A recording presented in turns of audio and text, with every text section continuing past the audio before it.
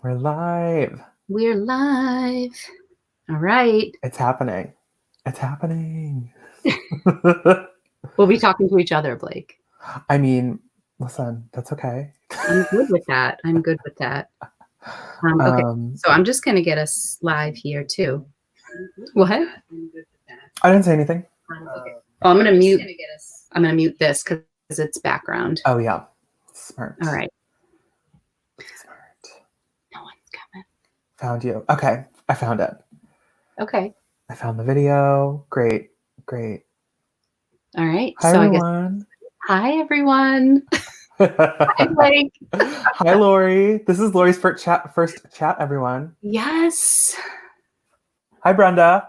First chat. Okay, I'm not seeing my chats. Oh, people. Yay. Lori. Hi, Brenda. Hi, Lori. Laure. Yes, she spells it the other way. Hello. Hi. If you have a funny screen name, tell me your name so I can. That's helpful. Hi, Kelly. Welcome. Hi, Kelly. Hey, New England. Oh, Miss Lisette is in the house. Yes, How she are sure you? Daniela. Hey, Denali. My co-host on Thrifters Villa. Welcome, love. Everyone's coming in. And Miss Denali's in the house. Hello. Let us know what state you're calling in from. You're viewing us from. Ciao, Bella. Hello, honey. Is that Maria? It's Christina. So. We have another one. Oh, Montreal. Hello, Montreal. Boutique chic how happens. Exciting. Welcome. Massachusetts, Texas, Boston. A lot of Boston. Hello. Come on now. Of course. Of course. My state's representing. Washington State. Thanks, Brenda. All right. So I think we'll say hello for a couple minutes and then we will get to it. But I just wanted to say, welcome, Blake. Thank you, Lori. We are taking requests. We wanted to do a duet and we just don't know what to do. So we may have to wing it. Montana. Oh my gosh, Montana. Maryland. Oh, this is so cool. Marcy. We're all over. Hi, Marcy from Texas. This is my friend Marcy. Hey, girl. And she is responsible for my hair. She sent me some great Monat products. Oh, yeah. Yeah, she's a rep and she sent me some stuff yesterday and I didn't wash it again today. So sing before live. There we go. Nobody would last, Denali. All right. Isn't he, Kelly? Oh, Kelly, that's so sweet. Thank you. Okay. Oh, wait. So I'm going to try this. Let's practice that. Oh, look at that. Look at me go. Look at her with these effects. And look, I changed my color too, so it's pink. Does everyone see? Gosh. Pink? I love it. Yes, Blake is the perfect choice for my first live. Thank you. We love you too, Kelly. Vegas. Yes. Roll the dice, hon. Wow. Yes. Ohio. Dana from Ohio. Hello. Hi, Savannah. Welcome. Okay. What time is it? 5:34. All right. Don't forget to give this video a thumbs up, everybody, before we get started. Yes. Sure. Thanks, everyone. Helps the algorithm, you guys know. I appreciate it so much. So definitely we want to talk with you guys tonight. So let us know if there's any topics you want to cover. And we have some really experienced, wonderful people in the chat who can also help answer questions. Yes. So by all means, this is going to be fun, Daniela. That's what we're going for. Hello from St. Louis. Hi, Jean. Deborah in LA. Hi. Thank you, Deanne. Brenda, Selena's given us a thumbs up. Thank you. All right. Shall we begin? Yeah, let's do it. All right.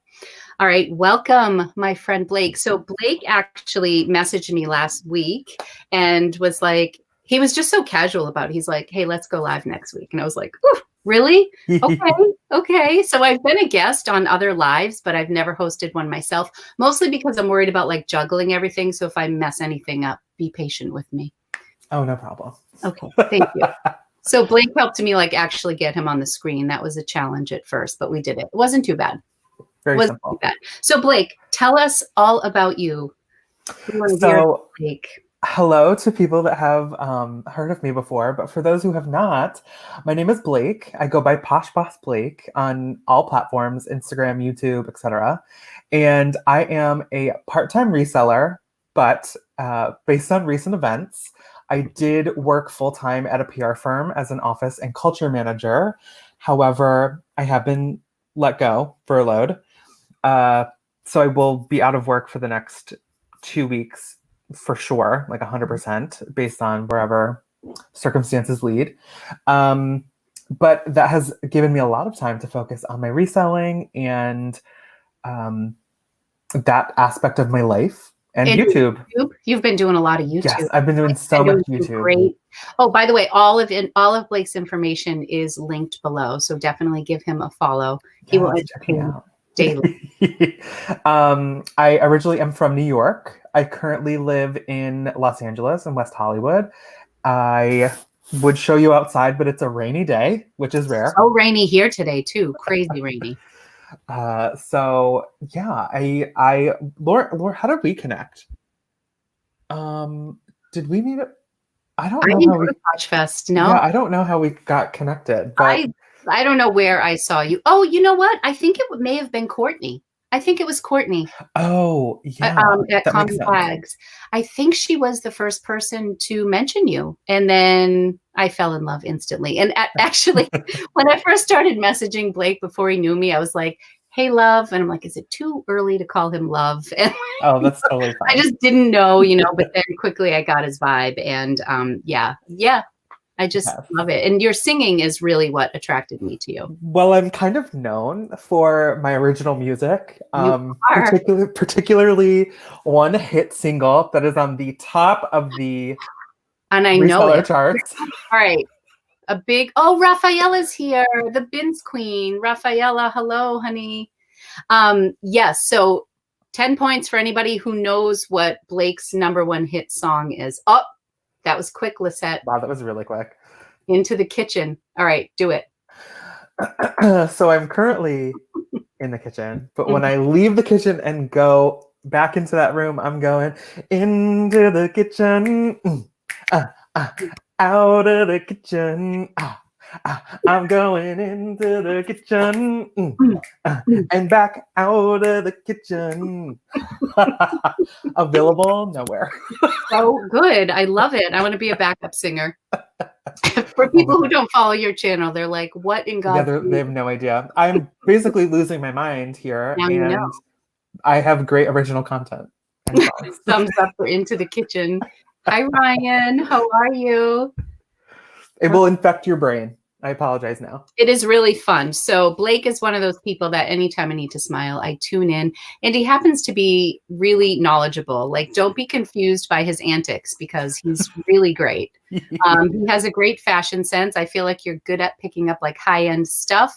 Maybe because you live in LA, you have some really good inventory to choose from, but you do a great job. And your hauls are always fun. So how is life without hauls? What are you doing? So today we're actually going to talk about like life at home, pros and cons that we've kind of thought about or encountered during quarantine, and what we're doing in our business to kind of like try to move forward. So what are we doing? How did we pivot? How do we change? How do we challenge our comfort zones to kind of stay in the game? Right. So for hauls for me, while I was working my day job, my 9 to 5, was really important for my YouTube channel and for my Poshmark like community growth. And once that kind of slowed down, I was like, oh my God, what am I going to talk about? People aren't going to want to watch me. But I quickly learned that was not the case. And that what I thought people wouldn't want to hear about is not the case whatsoever. People are genuinely interested from just starting out or experience. They just want to like hear perspective, which I think as a reseller, it's always good to hear all sorts of backgrounds because every single person's circumstances are different. So something like that screams out is I live in LA. I have access to virtually every brand, as people in New York. The purchase price will be different at thrift stores because I have thrifted in New York, and at the Goodwills in Manhattan, jeans start at $20. So expensive. And I was like, are you kidding? And that was like, there was no sales. It was $20. When I went to Goodwill in New York City, I hit like a couple every time I go. And like, I would say like the average price is $12, $14. I mean, they do have great stuff. Yeah. You're going to pay. So yeah, you have to be careful. Salvation Army was a little bit better. And of course the bins in Queens was crazy, but Yeah. it was the bins. Yeah. But how are the Goodwill stores in LA? Are they super expensive as well? I think people want to say that they're expensive, and there was definitely a price increase around, I want to say like Posh Fest towards the end of the year. Prices did increase by a couple bucks, nothing like super major, but people definitely noticed it because they kept commenting. Okay. But I would say on average, you can get a shirt, like a basic t-shirt for $1.99, but a dress will always roughly be $8.49 or $8.99. Yeah. A pair of jeans or pants would be $7.99. Activewear, depending on what it is, would be $3.99 to $4.99. But if the Goodwills are starting to catch on, hey, quick. Hey guys, the Goodwills are catching on, so they now have a whole pricing strategy to look for brands. They have special people.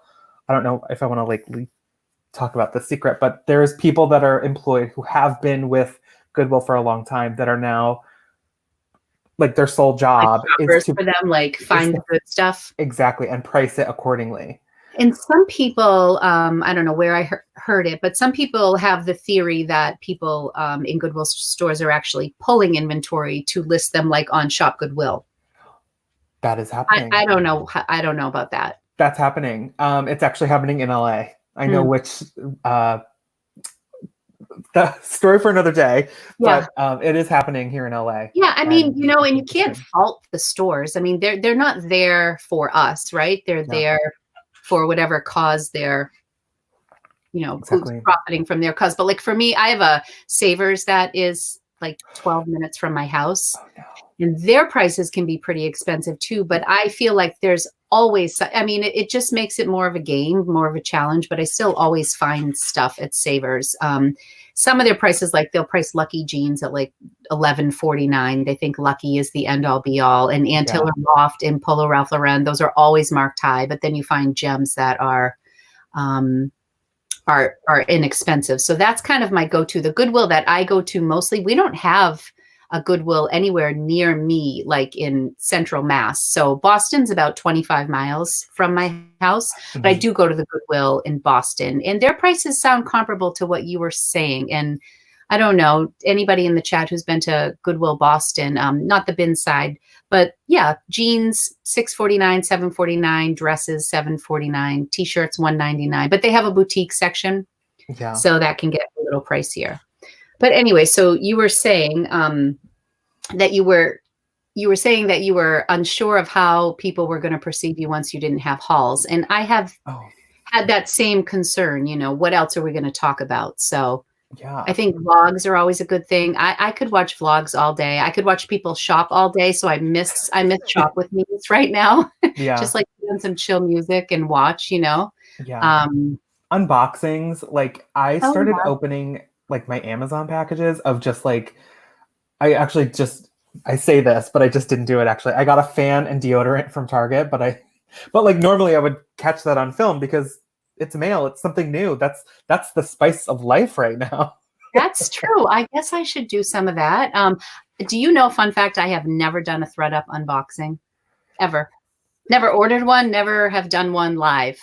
I technically have not done one either. I have sent them stuff and done an unboxing of what they sent back to me, but stay tuned. That might change on my channel. See, I'm waiting to get a designer DIY, but I always miss them. Same. They're up for like a blip. I'm going to do a question. How is parking in Goodwill? Was thinking of going there when I can. In Boston, it's a huge parking lot. It gets busy because it's also like their center for actual Goodwill. Like there's employees that work. So there's like the big Goodwill store to the right, and then like the actual organization in the center, and then the bins is to the left. But it's a huge parking area, which is really nice because parking in Boston is not easy. So it's nice that you can go to the Goodwill and get a spot. Yeah. Parking in LA is at Goodwills are generally okay. They're smaller lots. Parking is obviously just like Boston. It's a hot commodity. But I will say for the most part, most Goodwills have some spots. Mm-hmm. Yeah. Whether you get one might be a different story. Right. This one can be pretty busy. The Worcester one can be tough. Yeah, that one's a tricky one. So I guess we have a couple in the area. Yeah. Someone actually asked, talking about ThreadUp, if we sourced Laurie, Laurie, if we source from Poshmark or ThreadUp. Nope, wrong one. Here we go. There we go. What do you do, Laurie? Have you started to do that? Unintentionally sourced from Poshmark a couple of times. Like a purchase for yourself turned bad. It doesn't work. So probably my best unintentional flip was a leather Madewell transport bag, like a giant black leather duffel bag, huge, with like a brown leather handle, absolutely beautiful. And it had someone's initials embossed on the leather, but it was black on black. So it wasn't gold or it wasn't stand out. You could not see it. And she had it priced at $49. So I scooped it up, and what happened was it was too big. Once I loaded everything in, the straps were really skinny and it like cut into my shoulder, and it was too heavy once I got it all loaded up. So I flipped it for like $150, and it sold within a week. And because I think it's over $200. So that was really, I was actually sad because I wanted it, but I was that sad when I made $100. So well, actually, okay, because you talked about something being personalized, I want to put a PSA out to the world. If it's a good brand, embossing, monogramming does not matter. People will buy it. Laurie's story is a perfect example. I've sold multiple embroidered items, new or like new, no problem. Specifically a Patagonia down vest, Hulu on the back, $75, and then a Charles Thurwitt vest. That's funny. Hulu's kind of fun too. But people will still buy it. They will on their end worry about taking out the stitches. Figure it out. I sold branded Patagonia with like a company logo, and it didn't seem to impact the price, but that was probably 6 to 8 months ago. Yeah. And I feel like does anybody else find that Patagonia is slowing down at all? I only pick up Patagonia that's like the down stuff. I don't really do like shirts or anything. Like better sweaters and stuff like that. I actually haven't found them, so no. Okay. I would if I could, but it's weird here in LA. Like maybe not very LA. We have all seasons, but it's more warmer weather than others. Right. I just wanted to ask, in LA, Boston has the crazy deep bins, but New Hampshire doesn't. And I'm just wondering how they are in Los Angeles. I think they're the shallow bins. Yeah, like you can stand at them and they're just about, for me, they're just about at my belly or like at my waist. And then I can bend in and it's deep. I don't know what deep bins means, but I'm not bending all the way over. No, I always say picture little orphan Annie when she hops in the laundry thing and they cover her. That's how they're in Boston. You are like head first, like someone's holding your feet. Oh my God. No. I don't think I've seen that in LA. Yeah, it's crazy. I mean, we figured out a system how to work it, but it's kind of crazy. Oh, Denali, how are the Goodwill blue boxes? Another thing that I've never done. So we were talking about how the staff will pull stuff and sell it online. I thought it was more jewelry focused. I was going to say, I think I saw Denali's unboxing of jewelry. I don't do jewelry only because a lot of times the jewelry isn't branded. Mm-hmm.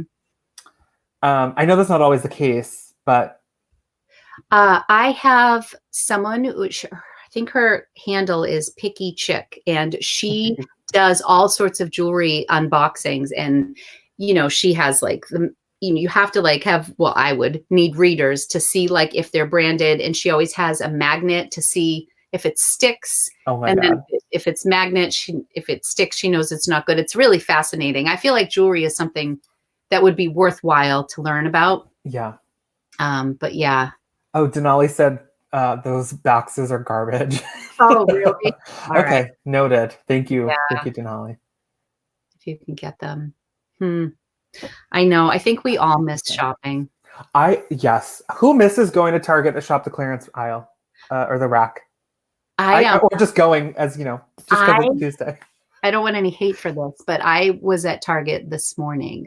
We went to do like grocery, because our Target is like a super so Target. It's open for groceries. Yeah. So, and my son's birthday is Tuesday, so we had to get like birthday cake and get like Easter basket stuff, but I didn't want to leave. I mean, it was really, really quiet. And when we walked in, they were spraying the carts, like right as you walked. Oh, good.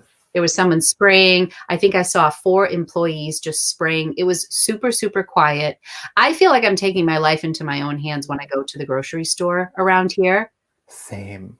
Honestly, I think I might do my grocery shopping at Target because it was so quiet and that's good. So clean. When I go to the grocery store, it's very rare that I even have the opportunity to be 6 feet from somebody because they are packed no matter when we go. Yeah. I'm surprised they don't limit the amount of people. They just put a thing out this week that there's supposed to be at like 40% capacity or something, at least in Massachusetts. It's always evolving. Yeah. So like when we went to the grocery store, we got there at open last week and they had us waiting. We went to Market Basket for any local people. And we had to line up outside of the store. So only one entrance and then only one exit. And they had us 6 feet apart to get in. And 4 stores down, it's like in a plaza. But then once we got in, it was complete anarchy. So yeah, I don't know. I know. Lisette and I both have sons turning 21 in quarantine.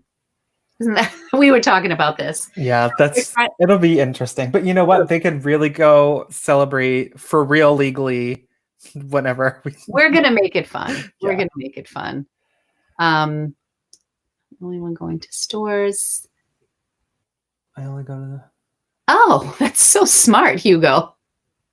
Yeah, I feel like if you could find a grocery store that's not so mainstream, I think you're much better off because it's been crazy. See, I am afraid, Wendy, to go to Walmart because ours has been so packed. Letting in 200 people at a time. That's nuts. My grocery store near me, it is, I don't want to say which one because it could give away where I live, but they started limiting the amount of people to 50 people. And that's been in place for going on 3 weeks now, but they've like laxed on that rule. So I just like walked in the other day. I'm like, there's way too many people here. Yeah. Like, what are you doing? It is a little discouraging to see. I mean, it's nice to see that the numbers are starting to level off, at least as far as like the cases go.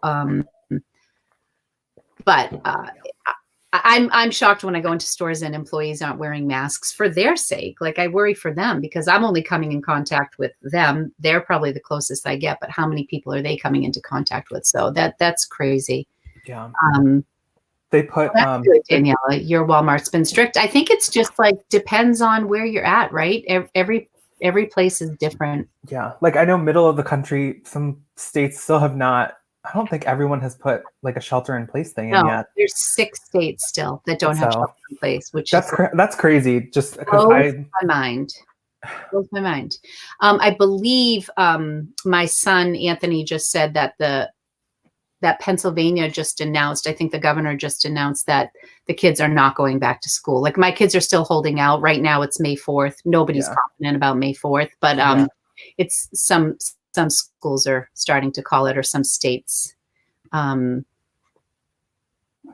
good. So as long as we're all trying to do the best that we can, right? Okay, so I want to talk about like what are some pros and cons to being home 24/7. So I'm curious, Blake, like what are some really great things that experiences you wouldn't have had we not been on quarantine 24/7? So my experiences, if we can call them that, will be these lives.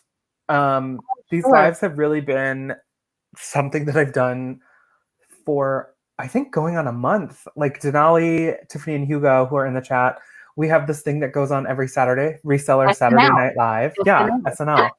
But we've been doing that, and people really respond to it. So we all bounce around, we all do our own other lives, but that's the one night we come together, and it's good.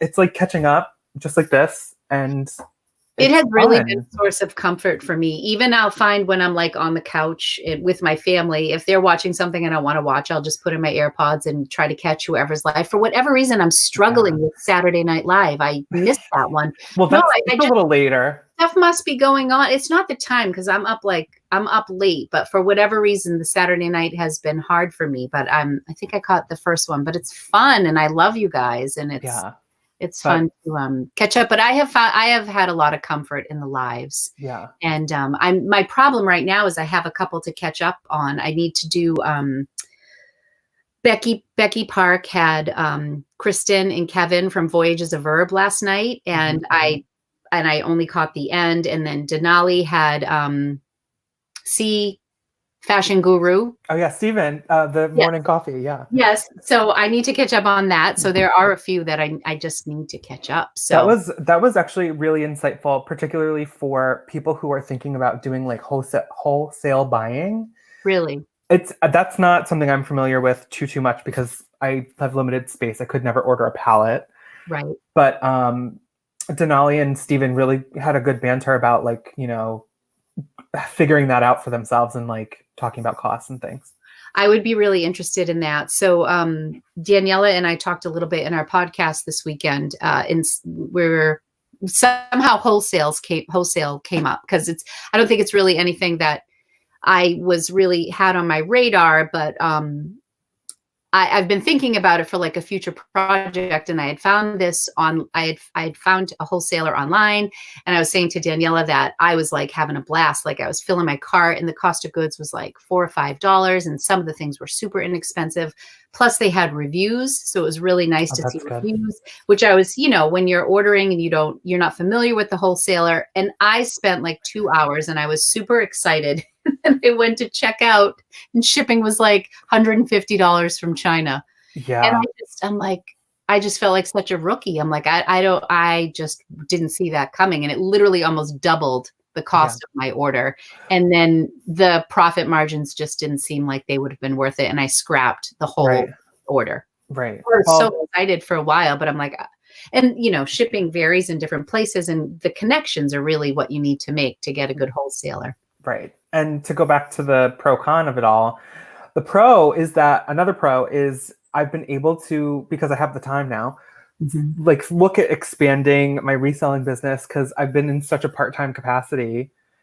And I was doing a lot. I was basically doing full-time, part-time on top of my full-time job. So I really pulled back at the beginning of 2020. But now I'm like, okay, well, I need some more stuff to sell. Like my stuff's been selling, so I need to get some more inventory. So it's given me the opportunity to look and research and, So are you listing more, like, are you cross-posting? Is that how you're expanding, or are you shopping your own closet, or what are some of the other multiple streams of income you're looking into? So I cross-post. So Poshmark's my number one. And then once it's there, I will slowly but surely post certain things to eBay. Highly recommend for anyone to do that. And do you use a platform to cross post, or do you do your own thing? I don't currently because I don't have enough to warrant it. I just do it all myself. Yep. But I did use Vendoo and I do recommend them. That's who I use. Yeah, they're amazing. They're really good. I like the interface too because I know people are trying to create these for the reselling community, but the Vendoo aesthetic I like. And it's the only one I know. I've never done lists perfectly or anything else. And I feel like for me, I'm not, as you saw at the beginning of this chat, I'm not super tech savvy. So I feel like Vendoo is a really user-friendly platform. And I feel like they really care. They're always looking for feedback. They're always looking to improve. So and they're asking the people who are who are using it. Like, it's not like, here it is, we'll think about that update. They're constantly trying to make sure it's a good product. Quickly. Like I know they've added Mercari, they've added more platforms, they've added more categories, and they themselves, a couple of the guys are resellers, so they're actually users too. So they get it, which is like I think a rare thing. They totally get it. Yeah. So what are so another pro, I know as far as branching out your business, what are some things that I'm just curious, what maybe have you done to branch out, Blake? I don't know what you're talking about. I don't know. Like I was just thinking it would be like super cute if you did something creative. I was just wondering. Yeah, like I think I've like tickled that creative bone, and Mhm. I have um like I love creativity. Like I'm a creative person. I love digital art, I guess. And so a while ago, thank you all too, Joe. A while ago, I had just started to design my own thank you note cards for resellers. So this came from me seeing or wanting really nice aesthetic, that's not a word, nice looking note cards, but Mhm. simple to the point, no frills, no funny business, just a cute little some kind way to say thank you for your purchase. And so I took matters into my own hand and designed some.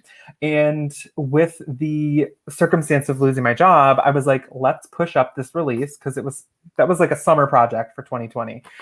So I designed them, and they're just Lori's I a did. customer. Thank you I so much. am. I got Lisette. the maroon ones for Yeah.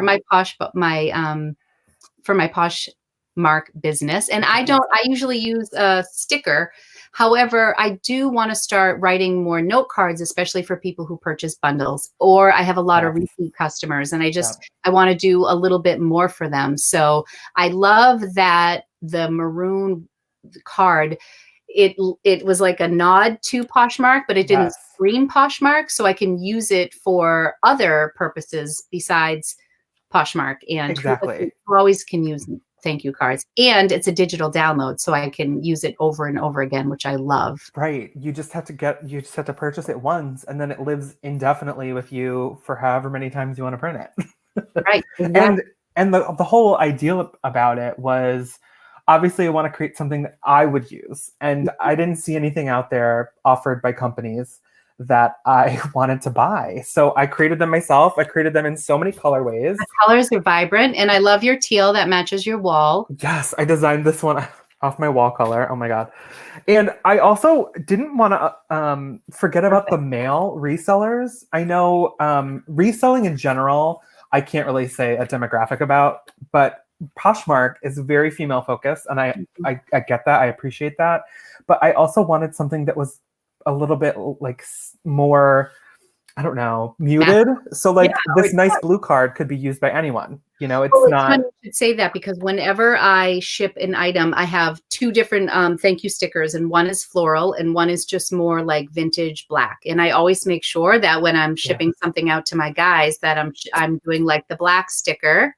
Yes, like Yeah, just something simple. Yeah. something neutral. So I have like a black gingham, or I'll just send my guys their stuff in the USPS Yes. mailer Yes. with a black sticker.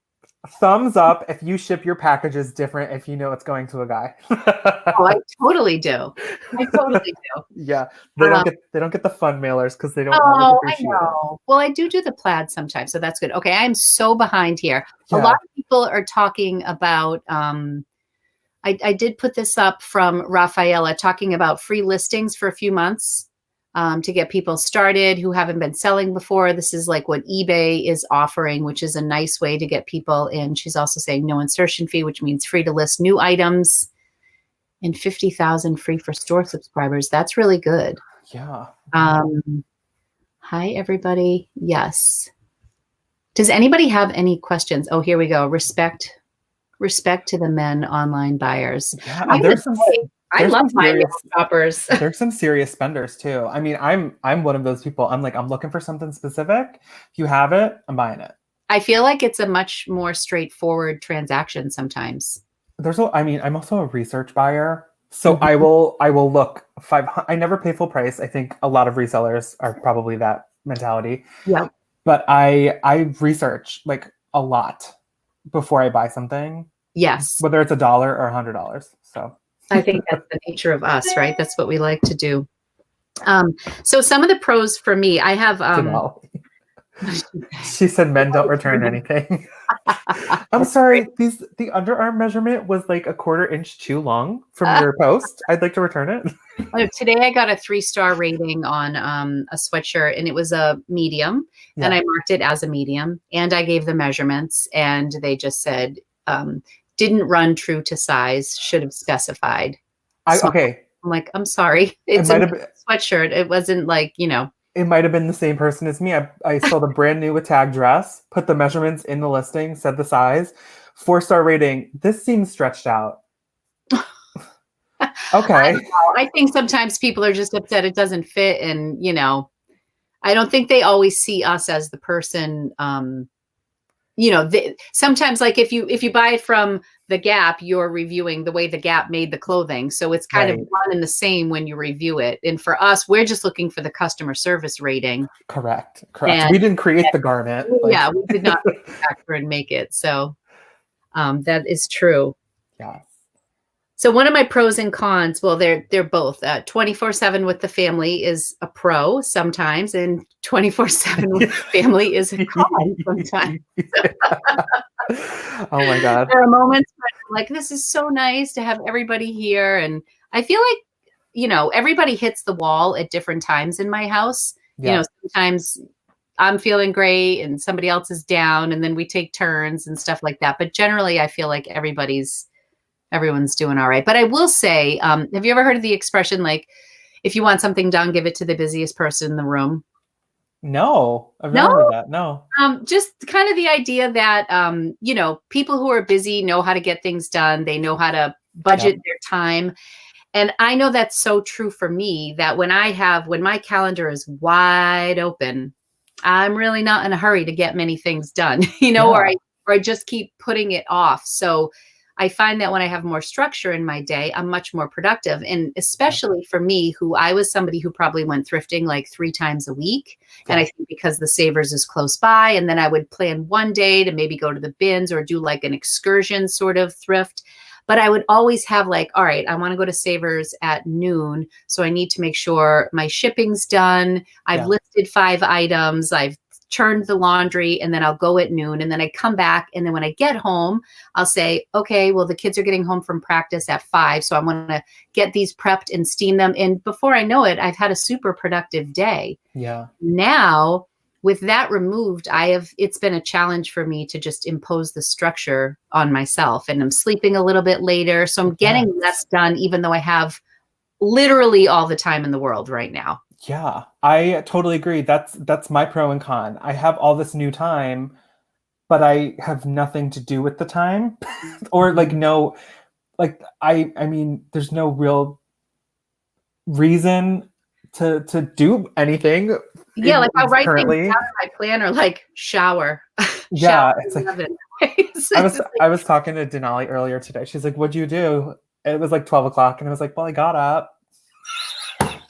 All right, check that off. That's a goal, okay?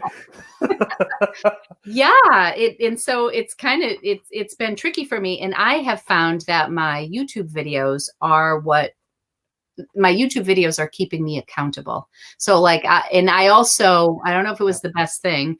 I decided I was going to do my videos on Wednesdays and Sundays. I don't know. I decided about 2 weeks ago. Yeah. I've been watching like different content creators. If anybody's interested in like growing their YouTube channel or just social media in general, there's someone, her name is The Content Bug, and her name is Catherine, and I just love her. And she had probably the most growth I've ever seen in a YouTuber. I don't know if anybody knows her, but anyways, she talks a lot about growing your channel, and she has consistent days that she releases her videos. So I was trying to do that, but then I have videos that go out like at 11:59 on Wednesdays because I don't have my act together, but it forces me to get it done. So YouTube has kind of held me accountable. And when I start projects or say, oh, I'm going to Marie Kondo my closet in this video, then I'm like, oh, I have to do that, because I feel like otherwise I wouldn't be very productive, Yeah. I totally agree. I think I didn't necessarily intend to do daily vlogs for like almost 3 weeks now, but for anyone who is a content creator, daily vlogs is an exhausting experience. Because you're trying to live your life. You're trying to go through your day, but also being mindful, like, is this worth recording? Is this where I'm going to do this?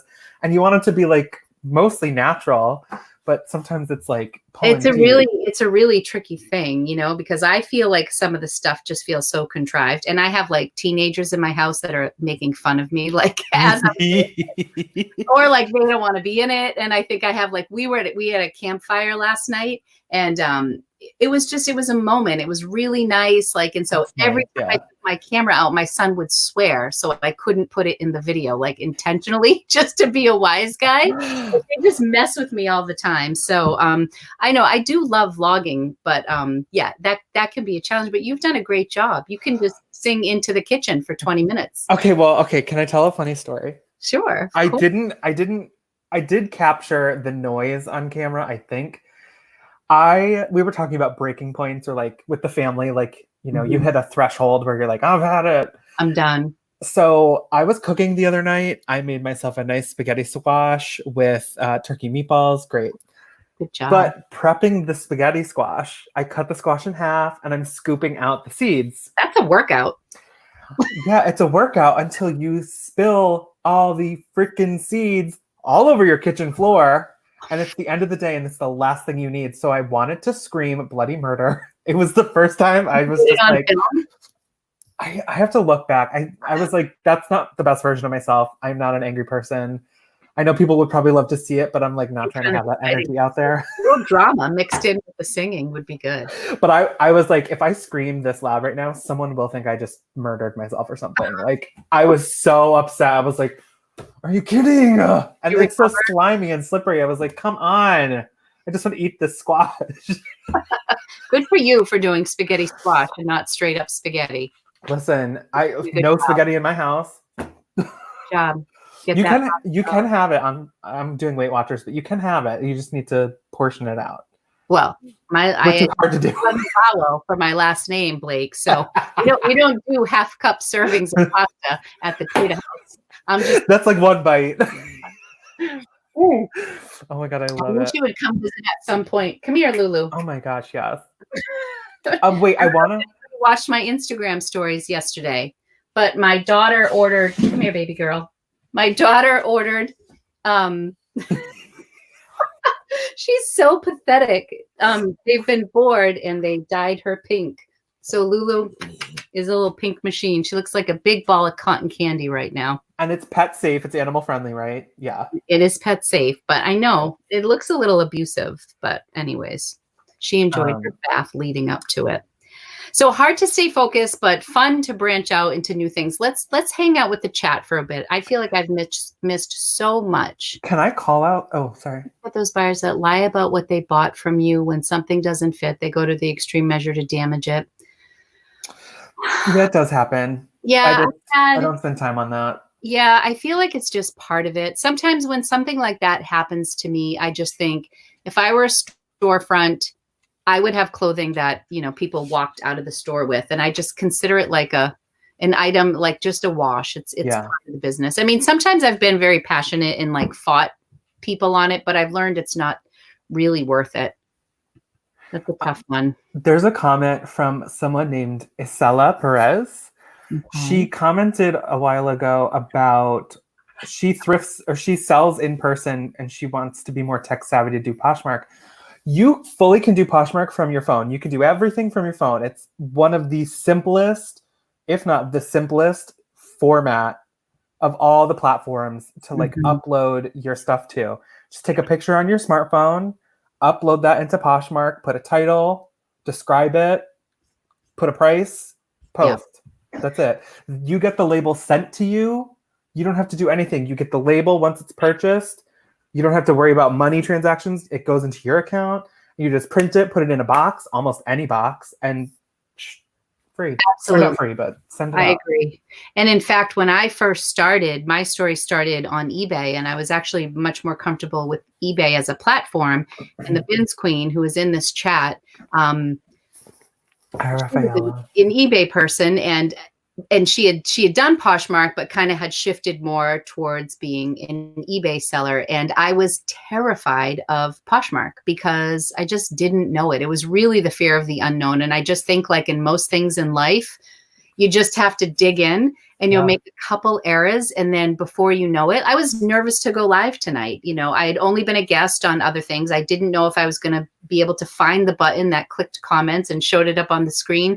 And at some point you just have to rip off the Band-Aid and go for it. And you realize that some of these things, you know, they're pretty user friendly. And I would say Poshmark is right up there with being user friendly. Yeah. And I think to your point about being like nervous or scared, whatever, to try the new platform, that was me with Poshmark in 2015. That's when I originally downloaded the app, and that's what my account says I've been selling since. But I've been an eBay person since 2004, like almost the start of eBay. I know, it's funny. Like eBay has, my first big eBay sale was in 98, and I was always very comfortable with it, but it's just more complex. I think it's worth taking the time. Yes. But it can the thing with eBay that I think if you're not doing eBay and might freak out the Poshmark seller is it is a lot more visually, and there's more categories and everything, but it's because there are so many products and the categories are so vast. Yeah, it's a very deep platform. Yeah, but to that exact point, someone's looking for it. There is a reason. There's the material, the pattern, the size, the type, the style, like all those things people are looking for on eBay. Yeah, you can be really specific. Yeah. Have you noticed buyers' preferences toward different brands category during quarantine? Not so much the brand. I feel like there's been a lot of like, list loungewear, pajamas, comfy sweatpants, leggings. But I was going to take a picture. Actually, I was going to do an Instagram post tonight because I sold like glittery flats, 9 West glittery flats that I got at the bins, and another pair of shoes, like skinny jeans with embroidery. Like I feel like my stuff has been pretty random. I've sold dresses. Yeah. I don't feel like my sales in particular have had a rhyme or reason during quarantine. I don't feel like they've had a pattern. What about you, Blake? I would say, and it will also say it in my post tomorrow evening, activewear for me is selling through the roof. I sold 5 Lululemon things last night, 2 of them within an hour, and 1 of them was in a bundle. Tell me what you sold. So I sold a pair. I didn't realize this. It's a rare pair of Wonder Under micro macro leggings. They were black and white stripes, not like dark gray. So, or no, not black and white, gray and black. There we go. So it was like a legging with like stripes, and I Googled it, and there were not many online, and the ones that were online were like around $80. Wow. But someone offered me, oh my gosh, I forgot, either $59 or $69. Were they like a larger size or size 6? I want to say 4 or 6. It was a 6, and it sold within an hour. Wow. Sometimes when that happens with Lulu, I'm like, did I price this too low? But I did my due diligence, and everything that had been recently sold wasn't super recent, and anything currently available was priced a little too high. So I was like, I'm going to be competitive, take this offer. I got it. And then I sold a Lululemon Swiftly Tech long sleeve tank. Love those. That was a quick sale. And then I sold a bundle of 2 black and gray, same thing, same shirt, yoga tanks. Wow. In a bundle. And it was nuts. I was like, I put like 30 minutes, 45 minutes later, I was like, what? And were they all new listings or just the leggings? Nope. Those were all new listings because I was listing them for the Poshmark Love It or List It to try to make it in that last night hour of winnings. Yes. Nice. Have you ever won? I've never won anything. I have not. But actually, I know Hugo's in the chat, but Tiffany, Hugo's other half, Sell Quick, Ship Quick, she won. She won $50 yesterday. Oh my gosh. Okay, so here's my question. Did they notify you when you win, or do you have to check it? You know what? Hugo, Tiffany. Hugo, can you answer that question? So when they do these challenges, sometimes I'll take part, but then I forget to go and look back. And my question has always been like, do they contact you and say you won? I think you get an email, but if Sell Quick, Ship Quick wants Yes, it comes up as a notification. Okay. But there is a caveat. It's a credit from Poshmark, but you have to use it within 30 days. But most people use it like instantly, whether for inventory or for themselves. Interesting. Yeah, I know. I have to look at any of those things. This is how much hate or negative feedback do you get about your vlogs and how do you process it? I'm crazy outgoing, but putting a video online makes me want to change my shorts. Okay. This is a very real question. Hey, Cindy. Yeah. So we actually just talked about this before we went live. I got a comment from someone who I think might be able to see this. It was a little off, and it wasn't the energy that I'm trying to have on my channel. Mm-hmm. But the thing about YouTube that I've come to expect from a viewer and from someone who is a person that is me with all of me to give, I know that there's going to be people that do say certain things, and that's just the world we live in. If you want to be on the internet, you have to deal with it. But YouTube does have filters. So if there's certain words that you want to block, like if you want swear words blocked and you don't want someone commenting with the F word or something, you can block that word. I block certain choice words that would offend me, so I don't even see them, and it's like no issue. I didn't know you could do that. Yeah, it's somewhere in the settings, but I would say genuinely, Cindy, 1% weird feedback. I wouldn't even say like negative. It's just weird, and then the rest is honestly, check my comments, all love. It's like I'm astonished by that. I am too. I know that there are people out there who have gotten more than others.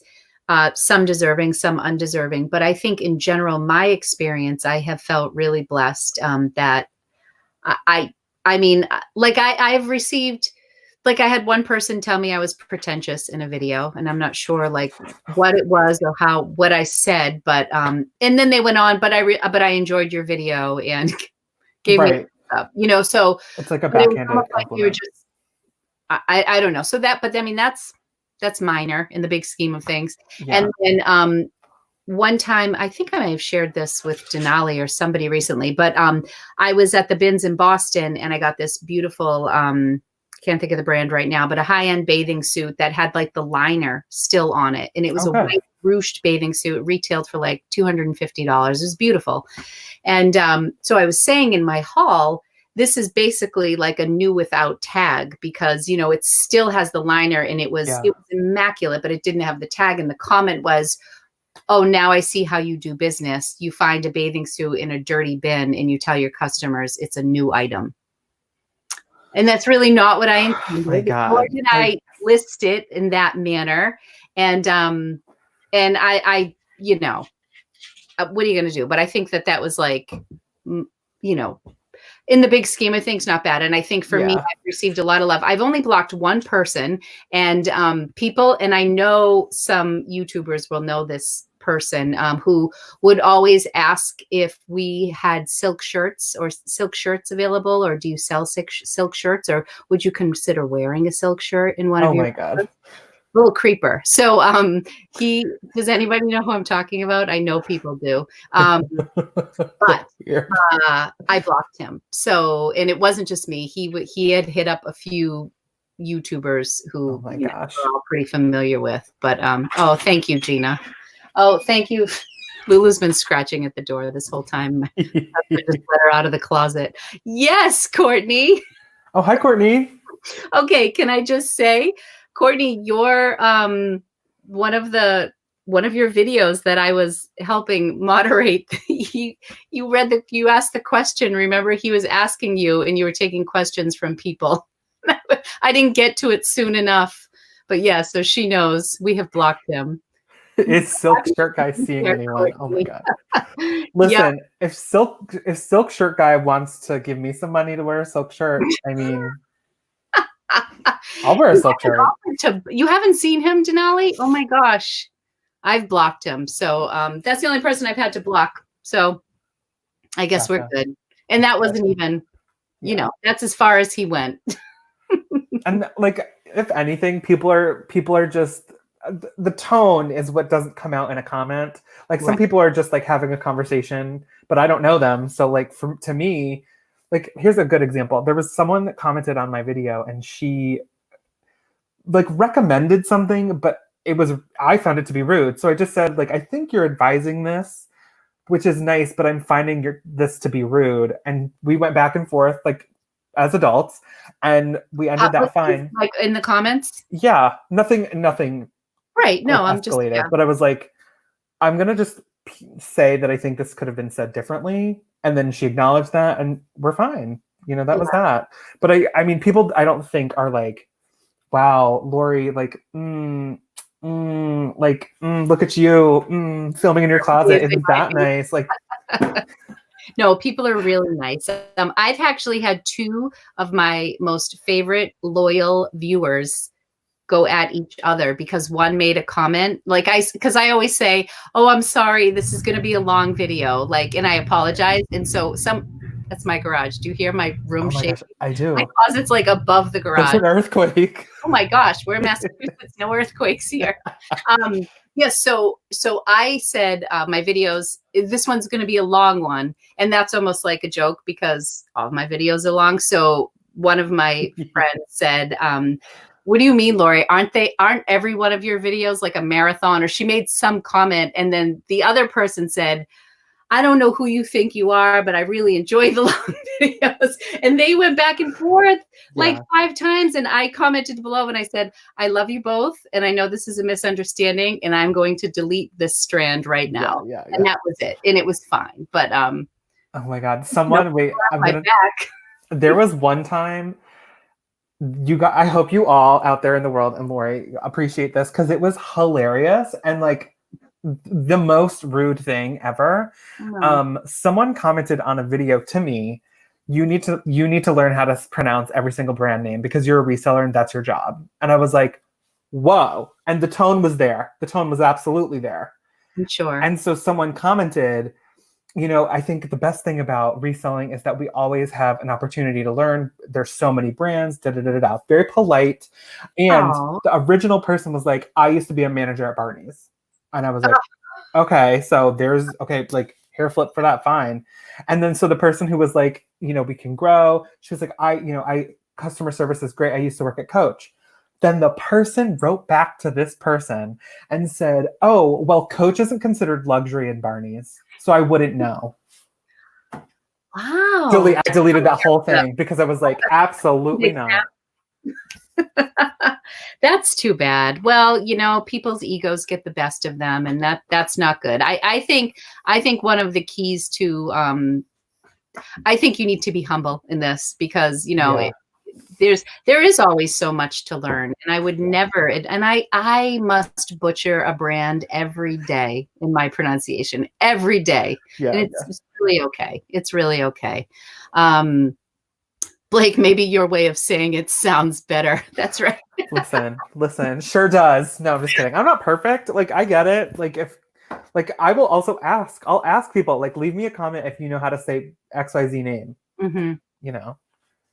I am always impressed with the people who pronounce every French brand, I mean, with the beautiful accent, yes, I do agree, Brenda. You do need to have thick skin. And I don't know about you guys, but I don't know if it's human nature, but someone can say 10 nice things and then one not nice thing. And all you can focus on is the not nice thing.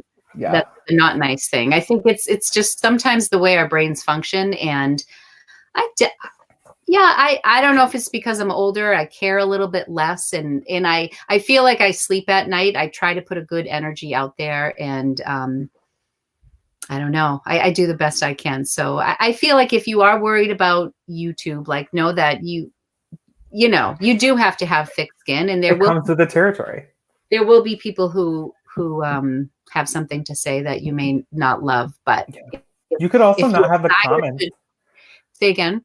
You could also not have the comments on, but if you're trying to use YouTube as a potential source of income, that's not going to help your engagement. Right. Yeah. And comments help. That's a way I feel like I've grown my channels. I really do try to comment back to everybody. I feel bad when I Every miss single people, person. but I go, the comments that I tend to miss are on older videos. Like if it's a video from 6 months ago and I don't revisit it. Yeah. But there is a button that says, you know, view something like view comments I haven't responded to. Yes, comments you haven't responded to. I just recently discovered the best feature ever. What? It's the best feature ever. It is the best feature. So do you go like far back and just like keep updating your comments? I mean, unless there's like a new comment, I will, like, sometimes comments are not respondable. Right. Like it's like, love this. Yeah. Or, like, yeah. Okay, I'll heart it. Sure. That'll still show up in the comments I haven't responded to because I haven't written back. But I'm pretty now that I have the time, I'm pretty quick to respond. To respond within at least like a day or two or something. Yeah, see, Selena pronounces things different from New Orleans. Oh, Tracy E. It's joie. Oh. Joy. Yes. Thank you, Estella. See, now did I just pronounce your name wrong? Yes. I'm trying to get some comments up here. Oh, we talk different I mean, I worked, so funny enough, I'm from the Boston area, and I mean, where I grew up, there are no R's to be heard of. There's just like, in all seriously, like you're wicked smart, like all that. Avid yad. I mean, all the stereotypes are real. But when I was first married, we moved to Connecticut. And so I went from my hometown to Connecticut as, you know, very early in my 20s. And I feel like they beat the accent out of me in Connecticut before I went to California. So by the time I lived in San Francisco for 3 years, I feel like I had already started to lose my accent. And so I was out of Massachusetts from 95 to 99. And then I moved back. So I feel like I've lost it a bit, but I catch myself sometimes. Yeah. Thank you, Kathy. Someone asked, do you worry about these people finding out where you live? Yes. Yeah, I do. I'm very mindful of filming. I don't film immediately outside my apartment. If I do, I film up at the sky and you see my double chin because I'm like, you're not going to find me. You know, that's a real thing. I need to be careful. Yeah. Well, also with the daily vlog, I was like, oh, I need to start filming, like while I'm walking down my street, I need to start filming down so people can't see anything or buildings. Because that's real. But also P.O. box. I don't have anything come to me. I just got a P.O. box. I feel like I got it late in the game. I tend to be an open book to a fault. And my children are the ones that went on, because they get all like the internet safety classes, and my son went through my Instagram and took off every reference, because also like when you start, you have like 15 followers and they're your friends. Yes. And you just, I'm an open person, and I don't know. So I have gotten better about it, but I feel like I need to be more vigilant about it. Exactly. Yeah. And for those who are just starting out with reselling, a lot of Connecticut people. Hello. Sorry. No, it's okay. Hello, everyone. Mm-hmm. The P.O. box is like, first and foremost, a safety thing, because you're sending, like, you never know. If someone wants to return something and you're not letting them, people get really weird when money is involved. So, like, if anything, get yourself a P.O. box. They're very, very, very reasonable for a year subscription. Mm-hmm. You don't need the big size. They come in different sizes. I don't know why anyone would get the big size. I have the extra small size. I have the smallest size possible. Yeah. And I want to say it's like $100 a year, but I have spoken to people cheaper who pay a lot more. Cheaper for me, right? Oh, I only pay $66 a year. Oh. And it's in LA. And I've heard people pay like $250. That's nuts. For their PO box for like the smallest size. No. Maybe it was New York. But anyways, mine just went up. It was like 89. It went up to 99. I'm just laughing at this comment. There's a word Lori uses that's different to my ear. It's button. Button. Button. It's a button. Button. Button. You know what I hear a lot from people, and my Connecticut and Massachusetts people will back me up, and I've talked about this before, is that I call a cart a carriage. So in one of my videos, that's very New England. Like, So I had filled the carriage with clothes, and someone's like, I was looking for a child or a baby with you. So we call it a carriage. Do you call it a carriage in New York? Oh, no. It's a cart. What do you call a remote? A clicker. A clicker? A remote. Where's the click? No, a clicker. Where's the clicker? Oh my God, I love that. No, I used to say wicked all the time, but I'm like, where I was from, that was like not normal. We didn't say it as like as a good thing. Yeah, it was more like an alternative to the word very. Like instead of very cool, it was wicked cool. Wicked cool. Yeah. Wicked. I feel like it's obnoxious, but we do say it. It just rolls off my tongue. Yes. Yeah. Wicked awesome. Oh my God, Selena. The boyfriend equals the remote. Oh my God, stop. All right. Love it. What are some other fun things? You know what we have? We have subs, so subs we call grinders in Central Mass. What do? Have you ever heard of grinder? Everyone says buggy. Yes. And I said carriage, and no one knew what I was saying. Yes, Rafaela, because she's a Massachusetts girl, even though she's in PA right now. Yeah, the buggy thing. Maybe it's because of all the Amish people in Pennsylvania. That's very true. I mean, go to Lancaster, and that's that. Okay. Wait. Oh, for the Pennsylvania peeps, I grew up going to Hershey Park. I love Chocolate World. Do not get me started. Isn't it the best? Oh my God, if I could go there all the time. And I grew up when that park was expanding. So like before the water park got installed, I had gone, and then while after and everything, where they started doing concerts. Hershey Park is such a special place. We actually did, it was like our trial run before Disney, because we did not believe in spending money on our kids in Disney World until they could like have some memory of it. I just put Gina, where are you from? Because my grandparents used to always call soda tonic.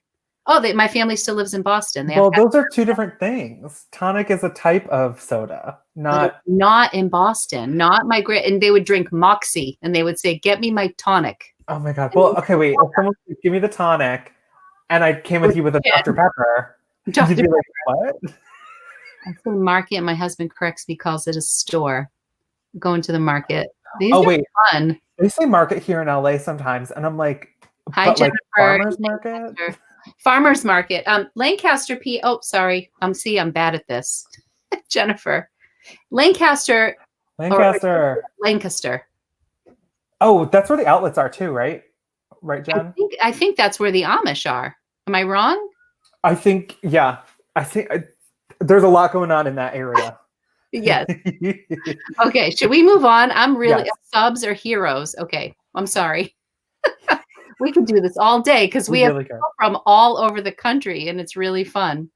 I wish my nightstand was made of chocolate so I could lean over and take a bite in the middle of the night.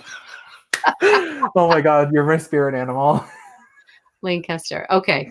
All right. So I want to know from the people in the chat, something you've done, like some good that's come out of quarantine. Like I want to hear creative things. Like, did you do something outside of your comfort zone that you were just like waiting to do, and now you finally have the time? And have you like pulled the trigger on something that you've been waiting to do, and how'd that feel? And I feel like, Lori, just to clarify further, it doesn't need to be like some big monumental thing. It could be like, I finally watched the show I wanted. Oh, totally. Yes, exactly. Yeah. It doesn't have to be monumental, but I just feel like there's so many things that we save for a rainy day or a pandemic, and then, you can get it done. Ooh, Tiffany Hugo. That's a great. They're prepping the garden to set up veggies. Oh, that's so great. Do you always do a garden, Tiffany and Hugo, or is this your first garden? Oh, Marina started sewing masks. That's awesome. Restyle you sent. Started on Mercari, Kelly. That's great. Good for you, Kelly. Oh, 32 Rojo. This is what I need to do before I come out of quarantine. I haven't done it yet. Nice. Working on YouTube and cross-listing. Let us know your YouTube channel. Is it Hanger Deals? That's a fun name. It's a good name. I like that. I'm just going down the... Yeah, first time for the veggies. Oh, I love that. Altered a sweatshirt. Oh, I'm way behind here. There's a lot of people coming in with comments now. Wow. Okay. Hi, everyone. Oh my gosh. I'm going really through. Oh, Daniela kicked butt with her not so mystery boxes. Woo-hoo. Nice. Those are going strong. That's awesome. What's Kitizen? Is that a show? What's Kitizen? Inventory system. Wendy, elaborate, please. Never heard of that. That sounds familiar. All right, I need to get down here. Sewing again. Oh, that's so wonderful. A Wonder Woman mask for you. That's great. Oh, that's true. So we're back to the drinks. People call soda, everything's Coke, whether it's Dr. Pepper, Pepsi, Sprite, it's Coke. Kitizen is a kids clothes app.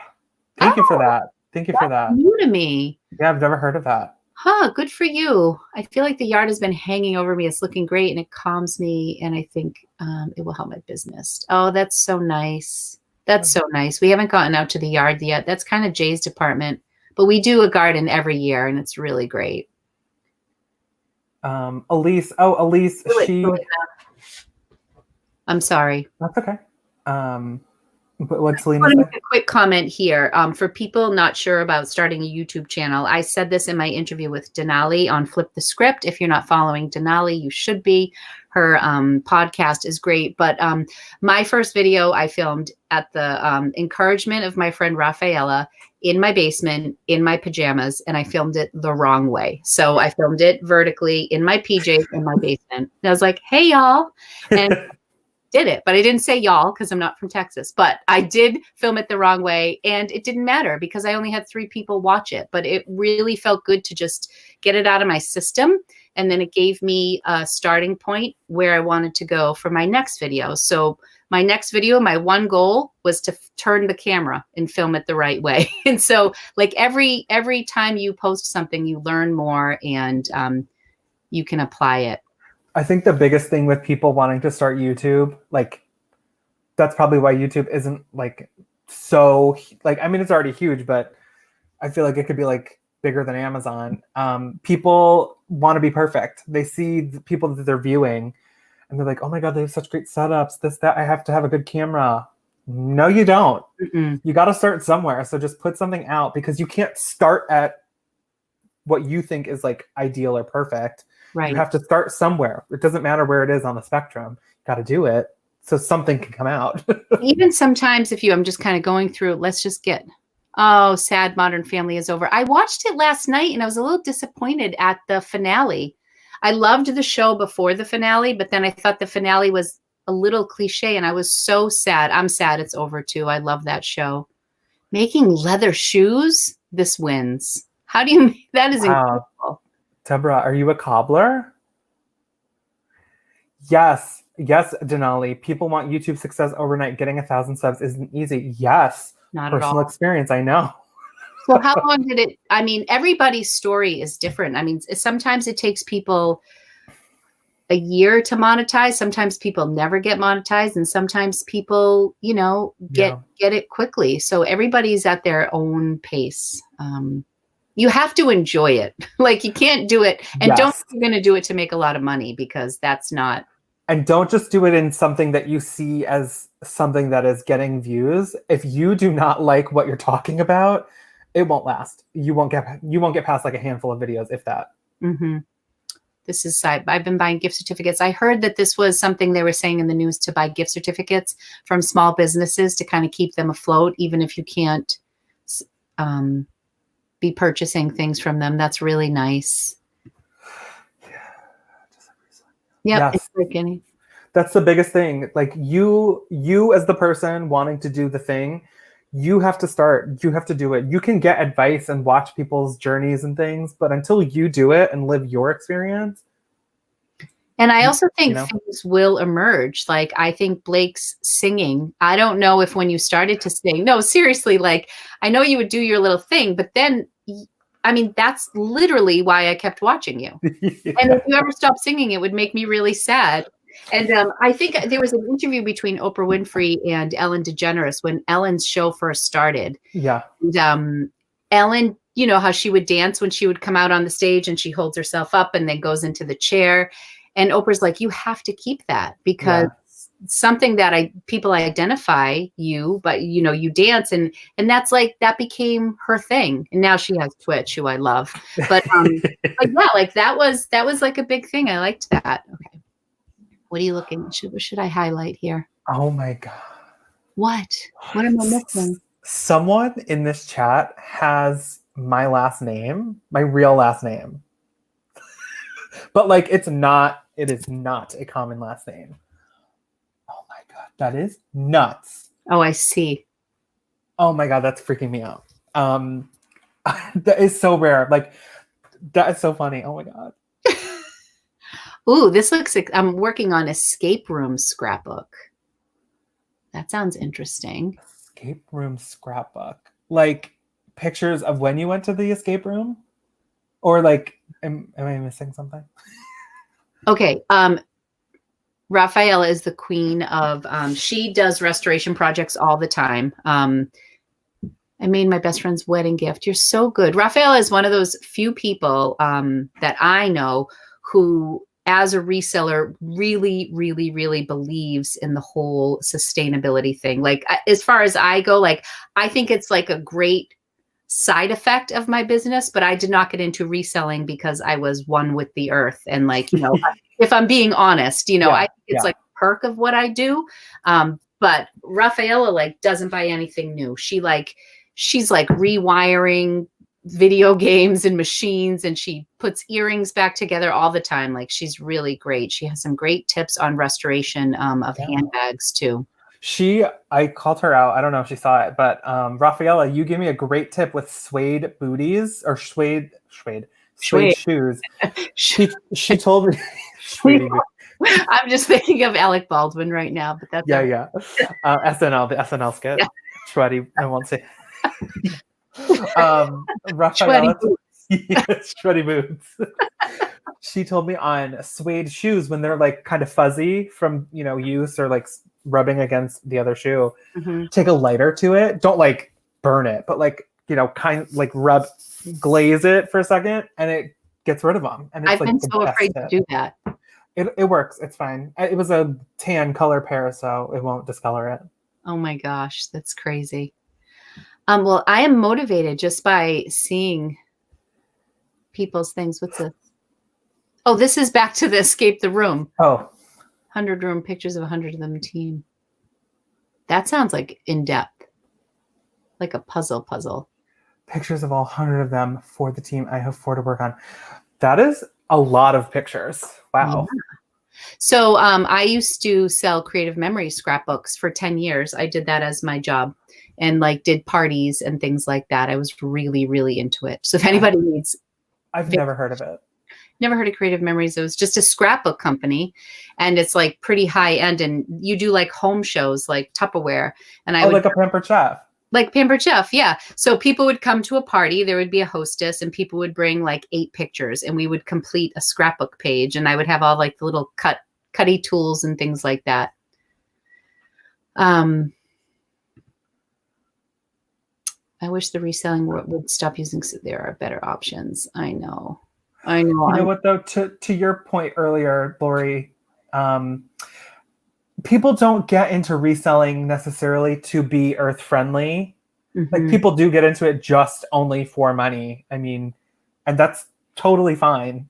But the way I look at this, and Karen, I do agree with you, and my hat's off to people who don't use any plastic. I do use the plastic storage bags, and I have some level of guilt for it. But it's also a system for me that after I put a lot of time into steaming and delinting and cleaning all my stuff. And I feel like once it goes in the plastic bag, it's protected. It just protects it. And then like once it's in there, I know it's good to go. I don't have to glaze over it again. And my items are in my basement, and I have a pellet stove down there, and it's a finished basement with its walkout and airy. It's airy enough, but I just worry about that stove sometimes. Like, I don't want any of the smell on my clothes. And so I don't know. It's just a system that works for me, but yeah, I think for people that are full-time that have, hundreds, thousands of, thanks for watching, hundreds, thousands of items. I think it's like you're saying, you're basically like a mini American Eagle, like you're a mini store. So, yeah. American Eagle isn't keeping everything in their warehouse that's going to be shipped online out of plastic bags. Right. Not to say I we wish there shouldn't was a use better them, but system. Yeah. So exactly. here, do we have any, does anybody have any questions? I'm a junior Amazon in my garage. I know you are, Denali. You really are, especially after the thing you bought today. Oh, this is a good tissue paper and wrap them all in there. Yep. And that avoids the plastic. Just be careful with tissue paper. Like if it's a color, just make sure that it doesn't get wet or else it'll bleed onto the garment. Lori, as people post AG stuff, I think you American Girl stuff on Facebook Marketplace, what has the resale value that should we be scooping up? People are really cleaning out. For American Girl stuff right now, I am going to do a video on American Girl next week. Their values are all over the map. Certain styles, they have like limited edition dolls. I would say if you can pick up a doll for $15 or less, it more than likely is a good flip. Somebody messaged me today and had 3 dolls. It was Kaya and Kaylee and Josefina. And she's like, I found these dolls, and they were all like, they were ratchet looking, but they really looked up nicely. And I think if the hair's in good condition, if they don't have like lipstick on their face, you can usually flip them. I think the prices in Rafaela can chime in on this because we work together at American Girl, but the values are all over the place. And I would say that they value between $30 and upwards of $200-$300, depending on what doll you find. Yeah. The doll, not the clothes. And even certain outfits, like their like Addie's stilt outfit, which was limited edition, and that can be over $100. My 37-year-old daughter has Kirsten from 86. See, now she's worth something. She has decided to have me sell. Really? You sure you want to sell her? Well, so yeah, she's a white body. If she's in good shape, if her braids aren't all bad, she could go for a lot of money. I've paid $200 for a Kirsten from 87. Can you pin Denali's comment? What? Mary Shagkill. So of the stores of Savers Value Village, Goodwill or Goodwill Outlet, the bins, which would you keep forever in your life? Oh. Would you just go to once? Or would you absolutely just like murder? Ooh. Savers Value Village.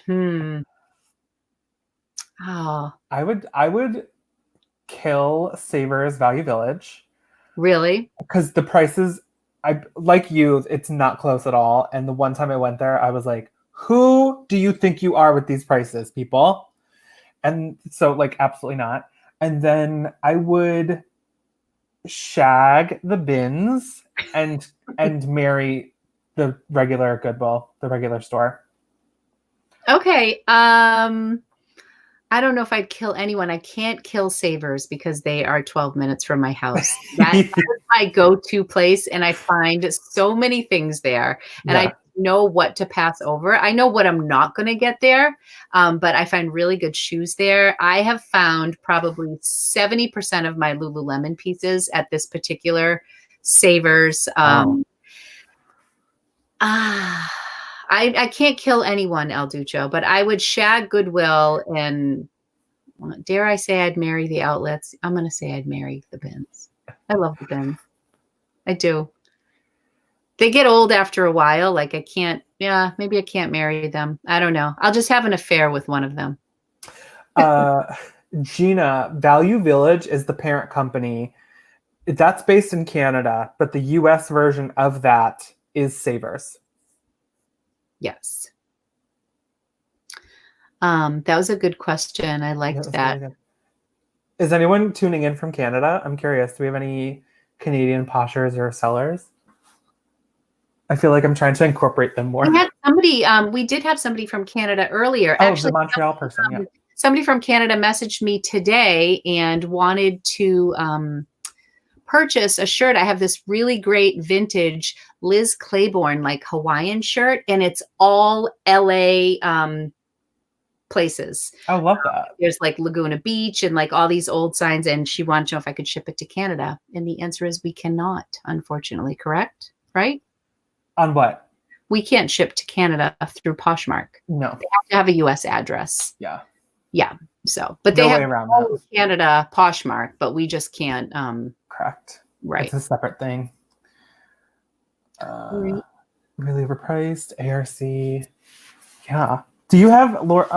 Oh, wait, just kidding. Meet me at the bins. That would be really fun. I love the Boston bins. And honestly, for the longest time, I was very diehard New Hampshire bins, but the brands in Boston probably similar to Los Angeles, because it's just, I think Boston's kind of a high fashion city, and we get there. The inventory there is great. And because there's a boutique at the regular store where things are often overpriced, a lot of those boutique items end up at the bins. And New Hampshire is just not a fashion mecca, but you get a ton. LL Bean is in Maine, so there's a ton of LL Bean there. Garnet Hill is located in New Hampshire, maybe a Garnet Hill outlet. So I see a lot of that. A lot of outdoorsy great brands in New Hampshire, but I love the Boston bins. Do you, when you go to the bins, how busy is it on a regular basis? It's pretty busy, and I have to say the Boston people live up to their reputation. Like, I feel like you have to have thicker skin for the Boston bins than for New Hampshire. The people in New Hampshire get super aggressive around the shoes, but there's a lot more attitude in Boston. The shoes, oh my God! Tiffany, Hugo, Denali, we've all been to the bins. Anyone who's been to the LA bins, when that once a day shoe bin comes out, is it not a herd of people? It is the most insane. People have not moved, so I've pushed their legs, gone under the bin to come out on the other side where there was available space. Oh, I was like, it's that is nuts. Commitment. You have to have thick, just to walk around Boston. Yeah. I went with two of my girlfriends who are non-resellers, and one of them is from Brighton, outside of Boston. And, this guy was messing with her, and the two of them were going back and forth. And I was like this, because they were like going at it and throwing clothes at each other. Yeah. Boston gets a little, but I just laugh it off. So for the LA bins, I say the shoe bins in particular because the LA bins have had some issues. So they only really have clothes bins. Mm-hmm. They do a one-time delivery rollout of shoes, and then they do books separately from the clothes and everything. But they used to do hard goods, but I guess they don't now because there were some incidences of people getting hurt from like hurting themselves with everything like broken glass and other things. But we don't have hard goods at the bins really. Oh, wow. They have hard goods. So the Boston bins are much smaller, much more dense. People are kind of a little bit more on top of each other. New Hampshire is really spread out, but they do multiple rotations with the shoes. I believe the Connecticut bins do the one rotation first thing in the morning, and it's complete anarchy. Because I was surprised when I went to the Connecticut bins. I got there like at 11:30. And it was like a ghost town over there. And there were mounds and mounds of shoes. And then somebody's like, oh, these have been picked over all day. And I still found a couple things, but they just do it first thing in the morning. And I guess like people, it's elbows to get there. Sonia's saying Boston. Sonia, do you go there all the time? 3 to 5 rotations of shoes. The shoes in Boston, man, it's just the best. Yep, they have great shoes. I'm really missing them right about now. Closer to Mass. Oh yeah. So for me, in the main bins are like, I don't know, hour and a half away from me. So I have Maine, that's hour and a half to 2 hours. New Hampshire is 45 minutes. Boston, 45 minutes, depending on traffic. And I rarely go to Connecticut. But I think because in New England, the states are so small, we can bin hop, Yeah.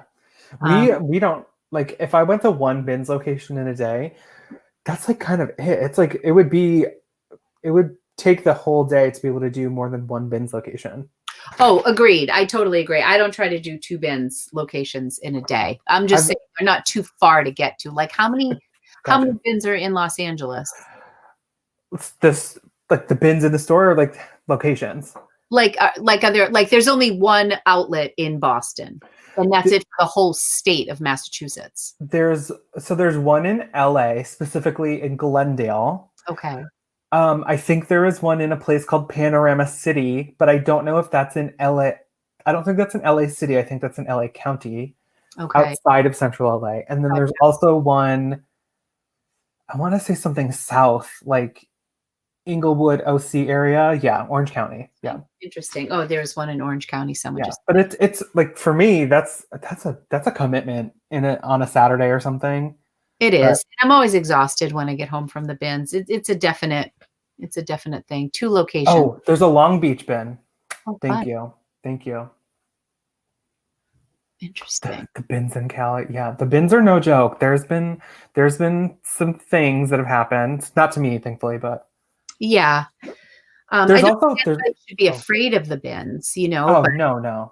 But enter. I always feel like it's good to be observant when you walk into a place, and I usually let my friends touch the stuff before the bin rolls out, just because I think everybody should be initiated and yelled at if they touch the stuff before. So I was just gonna say, you trying to get them yelled at?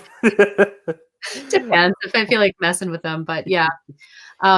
All right, so Blake, we're doing all right. We have 131 people in the chat. That's so nice. I didn't know what to expect today. That's really nice. Thank you, everybody. I appreciate everybody for taking time to join us. This is great. How are you doing on time, Blake? I don't want. I'm fine. You're fine. Okay, because it's 10:01, so we've been an hour and a half already. Whew, that has flown by to me. I know, these are great. This is great. So we were trying to think of things we could talk about. And I wanted to ask Blake, like, if you could get all of your boxes checked and like your big goals for what you want to get done during quarantine, what would your ideal business look like? Like, say we go back to work in 4, 6, 8 weeks, however long it's going to be. Like, what things do you want to check off your bucket list to get done to kind of get your business right where would be like your dream business going forward out of quarantine? So I'm going to answer that also assuming that my full-time job is on hold. Is on hold. Yeah. Okay. I don't think that I don't think it could be full-time for me. Just my expenses. It's not a reality yet. But I would like to have a bigger like social presence. I think I really want people to. I'm like, especially with the chats in these lives, the thing that I'm gravitating towards is people asking questions and things that I think are very simple. I think I mentioned that in the beginning of the stream. I'm so happy to educate and help people start out. Like, it's not hard, but I feel like there's so much out there and people are kind of, I don't know. There's so many people out there, but it's not always good advice. And I feel like something that I do a good job about is, prefacing, this is my experience, what works for me won't work for you, and laying out for people in a more educational format how you might be able to do this for yourself and for your business. So I think maybe the education aspect of Posh Boss Blake grows with or in tandem of socials, but also expanding into more markets. Like my Etsy adventure with my thank you note cards, I would like that to be much bigger. Yes. I only have one set of cards out now, but the intention was to have like 4 or 6. So you're going to have like varied collections with different styles? Yes. So like thank you cards, or may some just be like note cards, or will they all kind of have thank you as like your guiding? That's a great question. I mean, right now, the market that I have looked to fill is the reseller market for something like this. But it can change, it can grow. I'm fine to go wherever the market is. I think what I've noticed though in my independent research is on Etsy in particular with what I'm doing, the market is a very large. There's a lot of people doing what I'm doing. So I've been able to find that the reseller market is not as big. So I can kind of get in there. Right. And if I can get in there and build that market on Etsy, you're saying. Correct. Yeah. Sorry. Gotcha. The people looking or selling towards people who are reselling is smaller. That I'd like that to be a bigger part of my brand. And I think I also, people might be shocked to hear this, I don't have a business set up.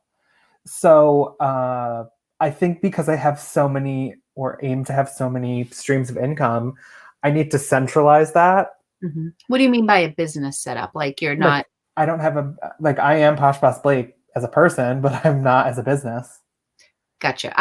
We just applied for my LLC. Oh, you did? Yeah, which is new for us. Is that what you mean? Like to just make it official? Yeah. Ultimately for taxes, yes.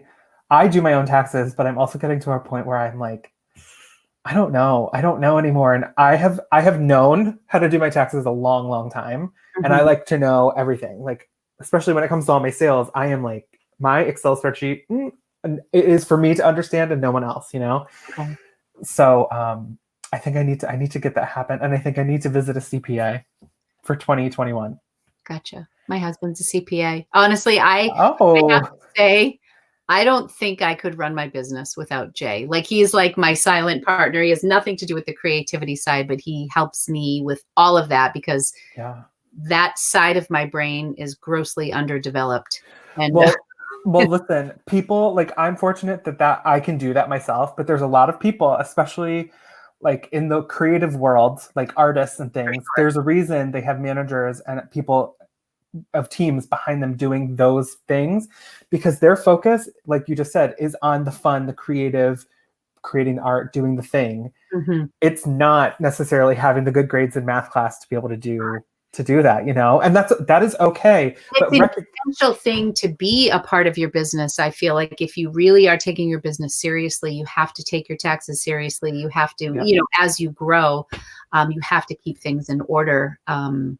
And it's not easy for me at all. Yeah. It's taxes. It's a good and bad thing. But I think, if you're starting out, here's a tip. Keep your receipts. Take pictures of your receipts. Keep track of what you're spending. If you are starting from zero and you don't know and you want to go out and buy stuff, don't. Start with your own closet, your own personal closet. And don't go into debt to buy your inventory. So make a little bit of profit with stuff you've got in your own home, then use that money to buy inventory and continue that process. I'm just laughing. Well, wait, this comment, where'd it go? I think it was Selena. She just said a CPA daddy. Oh my God. CPA daddy. About if there's a good cost of goods sheet, where did it go? I lost you. Oh, here we go. Andrea, is there a good spreadsheet to keep track of your cost of goods / sales that you recommend, or did you make it yourself? I made mine myself because I need to know. I can't go off what someone thinks I need to know. I need to lay it out for what I need. Yeah. I do mine by hand. I don't have a spreadsheet. You know what? A lot of people do. Denali, I think she uses QuickBooks, but someone like who has a thriving business also does it by hand, and I'm like, I'm shocked. I know. It's messy, but yeah. I write everything down when I get it into the house. So that's kind of where I start the processing. Like I get the pile, and then as I sort, yeah. But you know what? That's a perfect example. What works for you works for you, and that's it. 50 items in my inventory. Oh my gosh. And that's all by hand. So I don't recommend that. I'm going to get really quiet when it comes to taxes, organization, inventory, and spreadsheets. Yeah, we are not CPAs. Seek tax advice from an accountant or CPA. QuickBooks self-employed. Yeah. Yeah, that's really good. This we're working on now too. I don't have a separate, this is all stuff. So I am launching a website in, I don't know, a couple of weeks. And I think the website was what my husband said, yay. And like you said, Blake, the reason I'm doing it is because I feel like I want everything in one place. I feel like I have my podcast and my YouTube and my Poshmark and my eBay. And I just feel like it's all over the place. And I just wanted like one location to have it. So I think my husband's thinking was potentially I would be more at risk when I don't have like Poshmark as my buffer if I'm selling things directly or, you know, anything like that. So he's like, well, if you get an LLC, you know, that maybe, you know, it's just makes it more official that things can filter through the LLC. And with that, he said, you know, I'm going to get you your own credit card because he just pulls stuff that I have a credit card that I use for the business, but it's not a business credit card. So we're kind of slowly getting checks and doing all that stuff. And hopefully it will kind of be around the time the website launches and it will just, I just think it's just much cleaner, you know, and, but I've been doing this for, since August of 2018 and I'm just now doing that stuff. So I don't know if it's something people need to do right away, but I think if it gets to the point where you're finding it to be too cloudy and confusing, that's maybe when you know it's time. I mean, it's also a really good way if you're trying to really make this your business. It's a really good way to see, okay, I've got $500 coming in. Mm-hmm. Do I keep that? Do I keep any of this for myself? But before that, even, what is my cost? I pay that. I pay myself back. Mm-hmm. Once I've paid myself back, what am I putting towards that next round of inventory? And then if there's any left over, at least that's how I look at it. Yeah. Do I keep that? Or do I invest it to make a bigger spend with inventory? You know, give yourself a monthly budget on sourcing, or do you just buy as well? Because you have a full-time job to supplement, right? And I flexibility, but like you, although I'm saying buy with cash, I do, but I do use a credit card for the actual transaction for the points. But then I have the cash, so I just pay it off. But yeah, okay. Yeah. I mean, some people do stick to like a monthly budget or a cost of goods, something that they won't go over, you know. I think the bins are a great place to start if you're looking for low cost of goods. Yeah. Oh, this is interesting, Lindsay. I started paying quarterly taxes this year. That's a good practice. My CPA printed out sheets that I can just mail into the state with federal very simply. You can also pay online. That's good practice. Good. That's good. Excel user. Hey, good night. Thank you, Rafaela, for joining us. Good night, everybody. Bye, Sonia. Sonia's heading out. Don't forget to give this video a thumbs up, please. There's a bunch of you in here. Let's get 154. Oh my God. Let's get the thumbs up on the video. Thumbs up on the video. Thumbs up. The original coming at you. Thumbs up on the video. I could just go all day. Do we want to keep going or should we say goodnight? And I just want to do we still have people who want to hang out? Let us know. Are people getting tired, ready to go to bed? Does anybody have any other questions we can answer? Yeah. How about this? You give us some questions, and if we don't get any questions, we'll take that. We'll take a hint. We haven't gotten any duet requests yet either. I'm slightly offended. Oh, Daniela, you need to do lives more often, Lori. Oh, Daniela, maybe we should do a Drifter's Villa one. This was fun. This was really fun, but I will say I was a little anxious coming in. Why? Because it's not like pre-planned. No, I'm really good at winging it. I just I get nervous about the technical stuff at first, but this wasn't hard. I was already part of StreamYard because I'd been on other people's lives, so I had an account, and it really just walks you through. So I just made sure that I gave myself. Oh, here's a question. Lori, I think you would like Excel. I don't like any accounting, little kitten. I will try. You know what it is? The problem for me in Excel is that I have a Mac. And I don't have a licensed Excel thing. So I use, what is it? Numbers? I use Sheets, Google Sheets. Okay, Lori, here's a question. Do you want? Okay, where are they? Do you see the boxes up there? See those little boxes back here? Those are all teaks. Love it. Teaks are my little Do you wear them? Huh? Do you wear them? I do wear them. I say all the time, no matter what my weight is, my teaks always fit. I keep getting them. I've sold one pair of teaks. I had the poppy color that I sold, but that's the only one that I've sold. Lisa, I'm from Hi, upstate New York. Chip Quick. Thank you for joining us. Oh, what are you eating, Hugo? Oh my gosh. Tell me it's gyoza again. Oh my gosh. They make fresh dumplings. Tiffany did. All right. We had a couple questions in here that I wanted to. Can you please answer both? Okay. Keep Wendy, going. Washington party. Wendy, there's a bunch on the live stream. Can you say it again? We missed it. Yeah. Everybody repeat your questions at the bottom here. Oh, is there a certain length of time that you hold on to an item in your closet before you decide to redonate or send it off to ThredUp? I'm not very good about this. I have certain items in my closet that were originally listed when I started my business in August of 2018. I don't relist many things. I've probably relisted a total of maybe 30 items in my career as a reseller.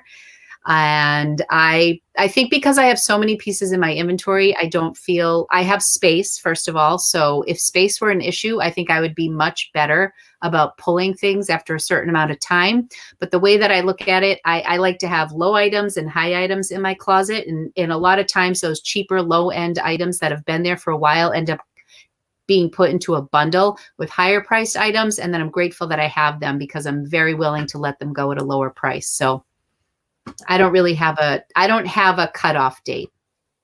Do you, Blake? I do. But again, this is coming from my 6 to 8 month, or my 6 to 8 month. That's my time frame. But my part-time reseller brain, and with the inventory that I had, I would, if it didn't sell within 6 to 8 months, I would try and flip it one more time. And if it didn't get any traction in that extra month or something, that's when I'll send it to like The RealReal or ThredUp. But okay. ThredUp for me is like my last resort. Relist it. Yeah, relist it. Like completely create a new listing with that item. Maybe take a new picture. Okay. Wendy. Personal preference. Yeah. Wendy said, do you prefer a fast flip or holding out for full price? Depends on circumstances. Right now, I am much more willing to go low, not low, but like be flexible with my price. Mm-hmm. But for the most part, I think I price things quite well, and my sales speak to that. So, if it's a luxury item that warrants a high cost, then yeah. If we want a fast flip, I'll price it accordingly, or maybe even less. Okay. I think for me, it depends on the item and the brand. Like there are certain things that if I can flip them quick and take less money, like maybe I'm not like super excited to have them in my closet. Other things I've held on to, but I feel like I get burnt a lot by not taking advantage of offers sometimes. One item that comes to mind right now is I have like a maxi length linen dress from Eileen Fisher, and I had it listed at $75 and I got like a $50 offer within a day. And I think because the offer came in so quickly and I felt like I was priced a little on the lower side for this dress because I had seen a lot of Eileen Fisher maxi dresses like in the 90 to 100 area. So I sat on it and now I already lowered the price and it hasn't sold yet. So I feel like I should have taken that flip. I hate when that happens. Yeah, it happens. Have you ever tried listing on eBay and Poshmark simultaneously? I know you use the service, but truly adding Poshmark to my eBay listing process takes less than a minute. That is actually, I do that all the time. So everything goes on Poshmark first, but just to put it in perspective, I think I have 1,200 listings on Poshmark in like 65, 70 on eBay. So there's nothing on eBay, I don't think, that isn't listed on Poshmark, but there's a ton on Poshmark that's not on eBay, but that's where I get my source. That 1 minute processing is really quick. I agree.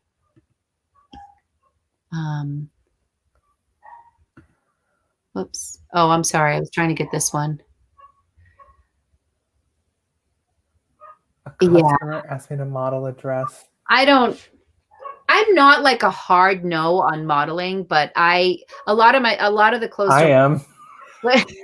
It's not possible. It's like not anything I ever do, you know? I'm not. Yeah, I mean, sometimes it's a creepy request, and other times I know people just are curious about the fit, so maybe I'll put it on my mannequin, or occasionally I'll have something that's my daughter's size, and I'll just say, you know, I don't do it specifically for the person, but I may add a modeled picture to my listing and leave it at that. But I don't answer one-off questions like, will you model? I just think it's too time consuming and not my thing. Yes, Lindsay, I know those Rachel Comey booties were gorgeous. I love them. I love them. See those on your Poshmark? Yeah, it was from a luxury consignment that the person was like, you know what, just keep that. And I was like, okay. Really? It was a lot of stuff. Like everything that's been selling for me right now is mostly hers. Oh, goodness. And it's like money. Can you print from phone? I don't know. Oh, this was for the person who wanted to start selling Isela Perez. Mm-hmm. You can print from your phone as long as your printer is a Wi-Fi printer. Right. That's that. I mean, I'm not going to go too far into that because it's really specific to your your technology in your home. Just like before I had a label maker, it was several months before I bought my label maker, and I was just printing on computer paper. Same. On my computer, cutting around the label and taking packing tape and putting the packing tape over the label. Oh my God. And then I graduated to getting the peel and stick pages. Yep. So then I was cutting around that and then just peeling it off, but still using a regular printer and slapping it on my thing and then shipping it off. And then my third phase was getting a real thermal printer. No, we're going to get rid of that. Happy birthday, Nick. No, don't. That's I'm deleting those comments. Oh God. Sorry. No, I read it and I was like, oh, happy. Nope. Nope. Oh, I missed it. It's a spammer. It was a spammer. Oh, gotcha. Yeah. You deleted. Yeah.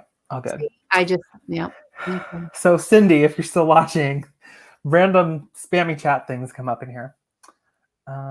Okay. So I just want to apologize to anyone who I haven't typed to. So I haven't responded to anyone like via text in the chat all night, Blake.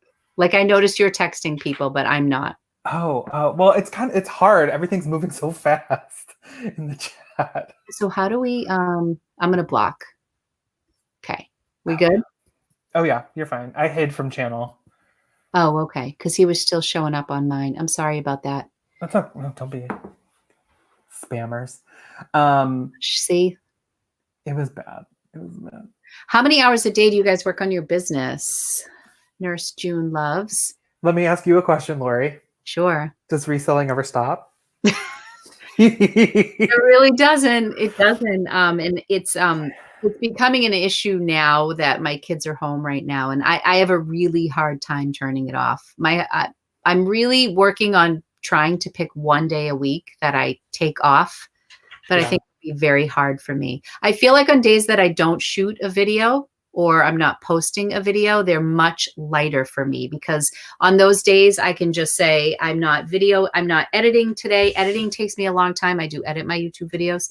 And if it's just a day that I say, oh, I want to list 5 items today, that'll take me about an hour. And then I have to do shipping. That might be 45 minutes. That's a really, really light day and a very rare day for me. But those to me, I consider like days off where I'm just shipping and maybe listing 4 or 5 items. Yeah. Yeah, I agree. Other than that, it's 10:30 at night and we're still going strong. Well, I mean, for me, the biggest part of my business right now is the social aspect. I mean, it's helping me emotionally, being with someone. You're alone. But I feel like what has happened for me is when I first started, reselling was like this. And it took me a while before I got an Instagram account, before I did I started August of 2018. I didn't start my YouTube channel until January of 2019. So 6 months later, I started my channel.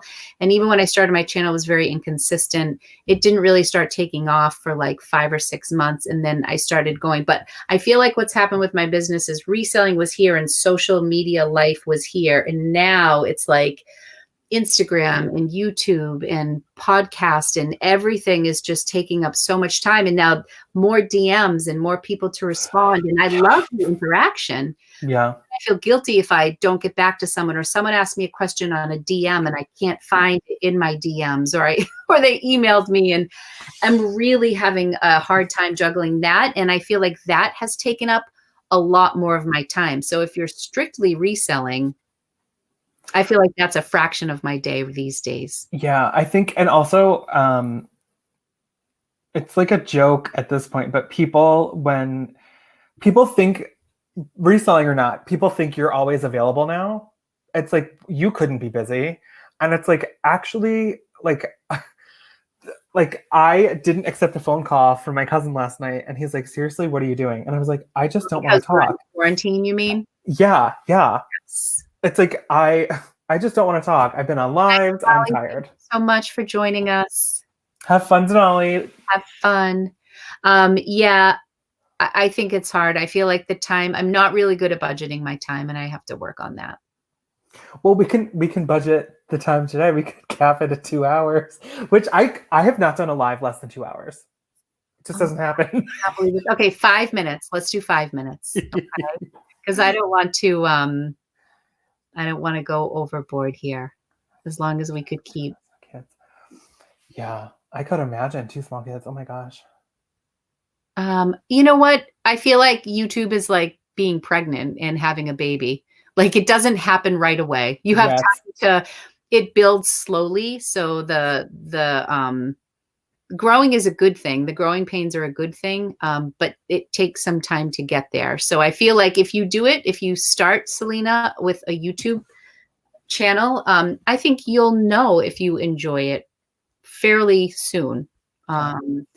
Like for me, it was the technical stuff that was tricky for me, like uploading the video, editing the video, getting used to iMovie. That was the part I struggled with. This part was, and it felt more natural to me. Like the camera part wasn't where I struggled. I struggled with the technical side, and now I'm slowly getting a handle on that. Right. Tracy asked a good question. Is social media necessary to make a living reselling? I don't think so, but it depends on what, like, if you're starting out and you're building your reselling business, I wouldn't spend time on social media. You want to spend time on building the amount of listings you have on platforms so you can get items sold. I do think there's a threshold, and that's your personal decision, whoever. Once you get the amount of items listed and you consistent, like for some people that's 50 items, for me it's like between 100 and 150. Mm-hmm. For someone like Denali, it's over 500, you know. Right. But once you get into that place, that comfortable position, you can just shop, you know, so often, and incorporate other things like social media to make sales, tell people what you have, tell them great finds. Mm-hmm. I do think it can be an asset, but it's not mandatory. Yeah, Clove said, Tracy, no, most people, I think the most profitable person on Poshmark is not in social media. I don't know where I heard that, somewhere along the line. I'm sure. I'm just making that up. I mean, I would be lying if I said my YouTube channel did not help my reselling business, because I feel like I have built up a certain small following, and there are certain people that will see something in a video and respond to it, but it is still a fraction of what I sell. I think the best way to grow your reselling business is to list as often as possible. Consistency.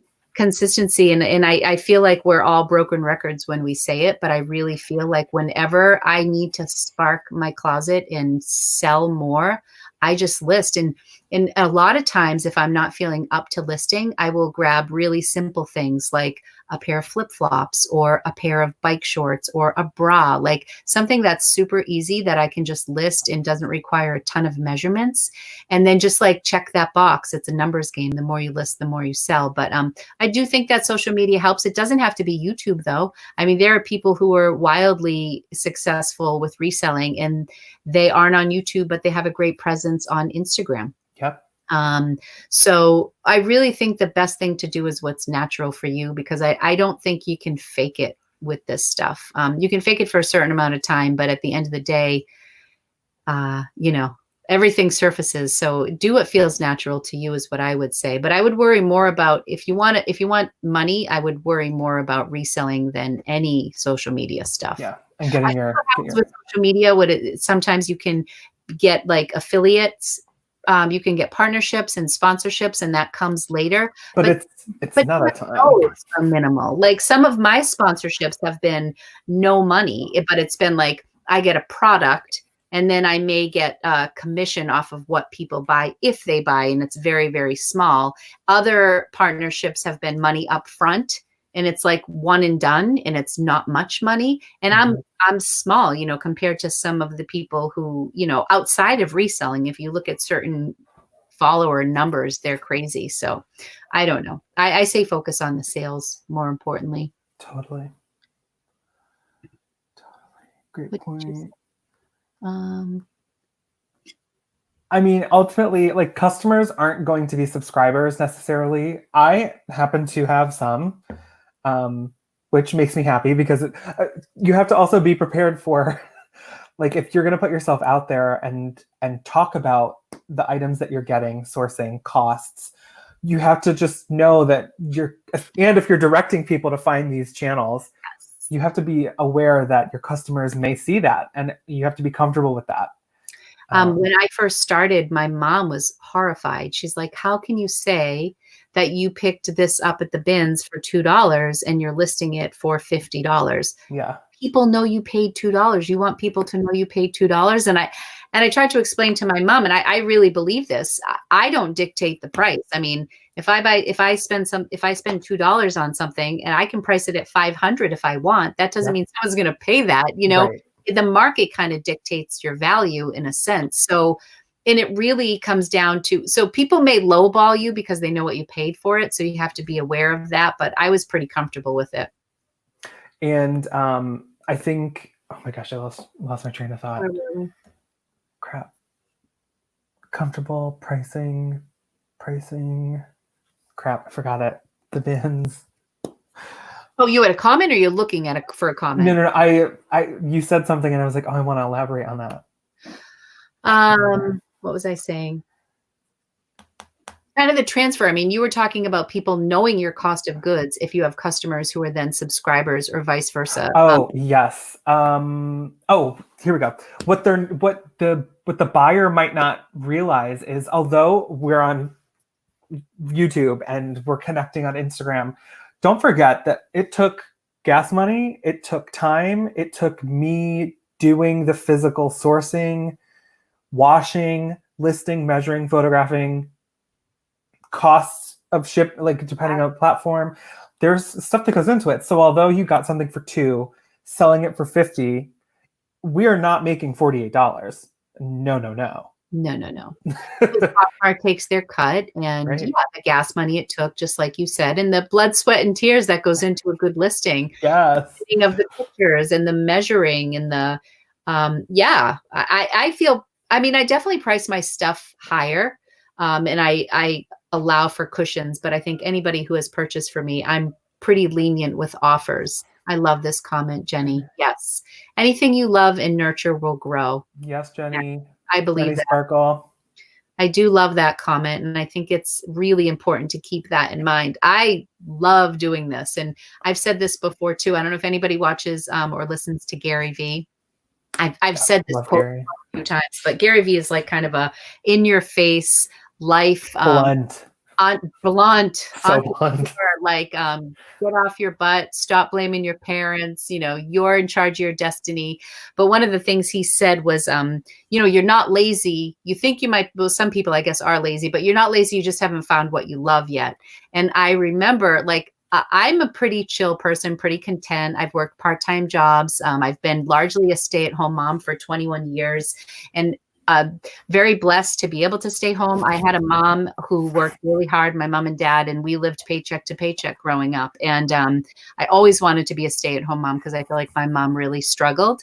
And anyway, so I feel like I've been kind of lived a little bit of a cushion, but now that I'm doing something that I love, I'm like a dog on a bone. Like I love I'm up late at night, and I work really, really hard now. And I don't think I've ever worked this hard in my life. And I'm 46 and I started doing this at 44. So it's really never too late. And if you love it and you nurture it, it will grow.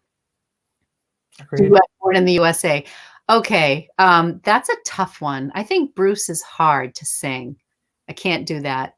I have to respectfully decline Born in the USA. Someone said Say by Michael Jackson and Paul McCartney. I don't know that. I'm not going to sit. Well, I'm not a Michael Jackson fan. Okay. I'm going to take. Sorry. I mean, there's songs, but like, he's like nowhere in my top 10, you know? I like that song. That's a good one. But Blake is too young to know Say. I know. I'm just 15. I love you, Courtney. Thank you so much for joining us. Oh, thank you, Courtney. Say hi to Luna. Hi, Luna.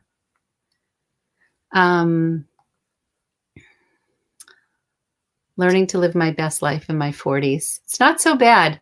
I'm a little stressed out about 47. 47 doesn't feel young anymore. I'll be honest. But we don't talk about that. What's this one? With all that you do and the number of listings you have, how do you manage to share your closet? Very good question. Very good question. My retired dad shares my closet every single day. And that is something I'm very grateful for. He started sharing my closet at about 750 to 900. It was about that time that I was really just like, I can't do this. Like it was just too much time. I was stressing out over it. So my dad shares it every day. And then I share to the parties at noon, and I share every time I get a like, I share that like. It's just like a mental thing with me. Because I feel like if something is being liked, I want it to build momentum. So sometimes I'll just keep sharing a liked item, and it builds some likes, and then I'll send an offer at the end of the day or in the moment. But yeah, my dad helps me, and then my closet probably only gets one full closet share a day, and then sporadically. And if I feel like I need to drum up some business, I'll do my best between 9 and 11 to share. But I usually only get through like half my closet because I get distracted when I'm sharing. I'll talk to people, I'll send an offer, I'll create a bundle, I'll answer a DM. Like I just don't sit there and share like my dad does. So I don't really get through it all that much. What about you, Blake? I don't really have that much. I do it all myself. So like my sharing 100-ish listings every day, 4 times a day is like no problem. Yeah. So, do you find that when you list, you get a lot more activity? When I list? I mean, yeah. I'm sorry, when you share. Or at 201. Yeah, yes, it depends. It's like a twofold. I think if you like, I have good success on days that I list and share, but I mean, sharing is like an everyday occurrence, just the nature of it. I will say I have a tip though, for anyone who is only using the app to share.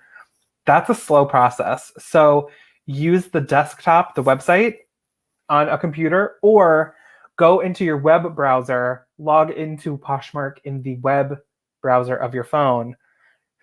Choose no when it says open the app. Choose no. Really? And it'll stay in the desktop mode on your browser.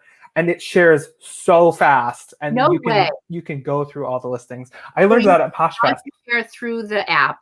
Yep. Don't share through the app. I mean, you can. You absolutely can. But for someone with... if you're on your laptop, that goes faster too. 100%. The fastest way. Yeah. I've always thought it was just because of my mouse. But no, like processes faster. Correct. I don't know what it is. What's her name? I want to say Hit Up Chelsea. Like HITUP Chelsea or Chelsea. I met her at Posh Fest, and she was at the table. She pulled up her browser and started doing like the thumb thing. And I was like, what is she like? what is she doing so fast? And she was sharing her whole closet. Wow. It was so fast.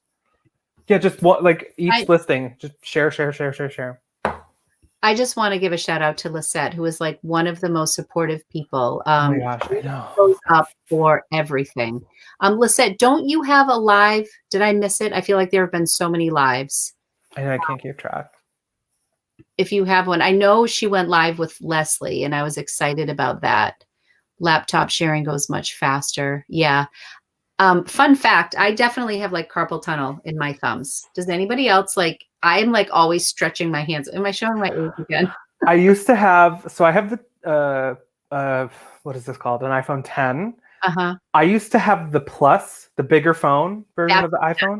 That's what causes the pain. I had to stop because I was like, I'm going to get arthritis. It was pain. I was like, I've had this for, when I was 26, I was like, I got to get a smaller phone. I'm having like arthritis level pain. That's what's happening. From holding the phone, even with my pop socket. But my problem is my eyesight is going. So I mean, I know I can do it bigger, but yeah, it's right here in my thumb. So from holding just the width of this, it's definitely the bigger phone. You're 100% right. Was that fix my problem? Yeah. Oh, 100%. Like this is just a much more comfortable fit. Like I hold my phone, like when I'm taking a selfie or something, it's like this. But when you have this, it's so much strain on this. It's so bad.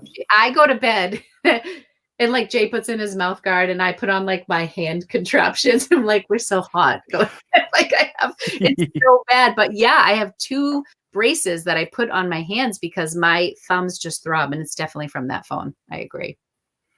Oh yeah. Today. Wow, that's awesome. Wow, that's great. That's a good, yeah. If you're sharing your closet and you're not filtering so that you're only seeing the stuff that's available, make sure you're doing that so that you only are sharing and having to look at what is available to be selling instead of. Oh yeah. So the way the way I share my closet is every time there's a sold item, I skip over it, so that when my dad shares, like we just hit. It's just what was just shared. It's over all the sold items. So then he gets to the bottom, and when you refresh it, all the solds go below. So, right. Yeah. Smart. I sort available and then just in. And then I start from the bottom. So another thing I do also is like, just like little things is after my dad shares my closet, he just shares it like wherever he picks it up. But then when I know, he'll always say, I'm going in, honey. Cause he doesn't like when I take away his notifications, cause he tries to hit a certain number, like mentally, he doesn't know. So, in me, it's just like a knee jerk, like I'm just on the app all the time. So I'm constantly refreshing. And sometimes he'll be at like 60 notifications and I wipe him out and he gets like, so I try to stay away from my app when he's sharing, but wherever he ends, I'll always go in and I'll do just in, and then I share all my newer things to the top, just because sometimes he'll end on like my oldest, worst pictures. Yeah. And then I won't go into the app, and then I go on and it's like, kids thing, and it's like dark, and I'm like, this has been what people see when they first come to the closet. So I always share my just in at the end. I get that. Yeah.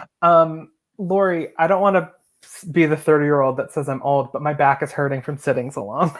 Yeah. And that makes me feel better. I'm a 30-year-old. My shoulders, I've been trying to like not say anything. My shoulders are so tight. I know.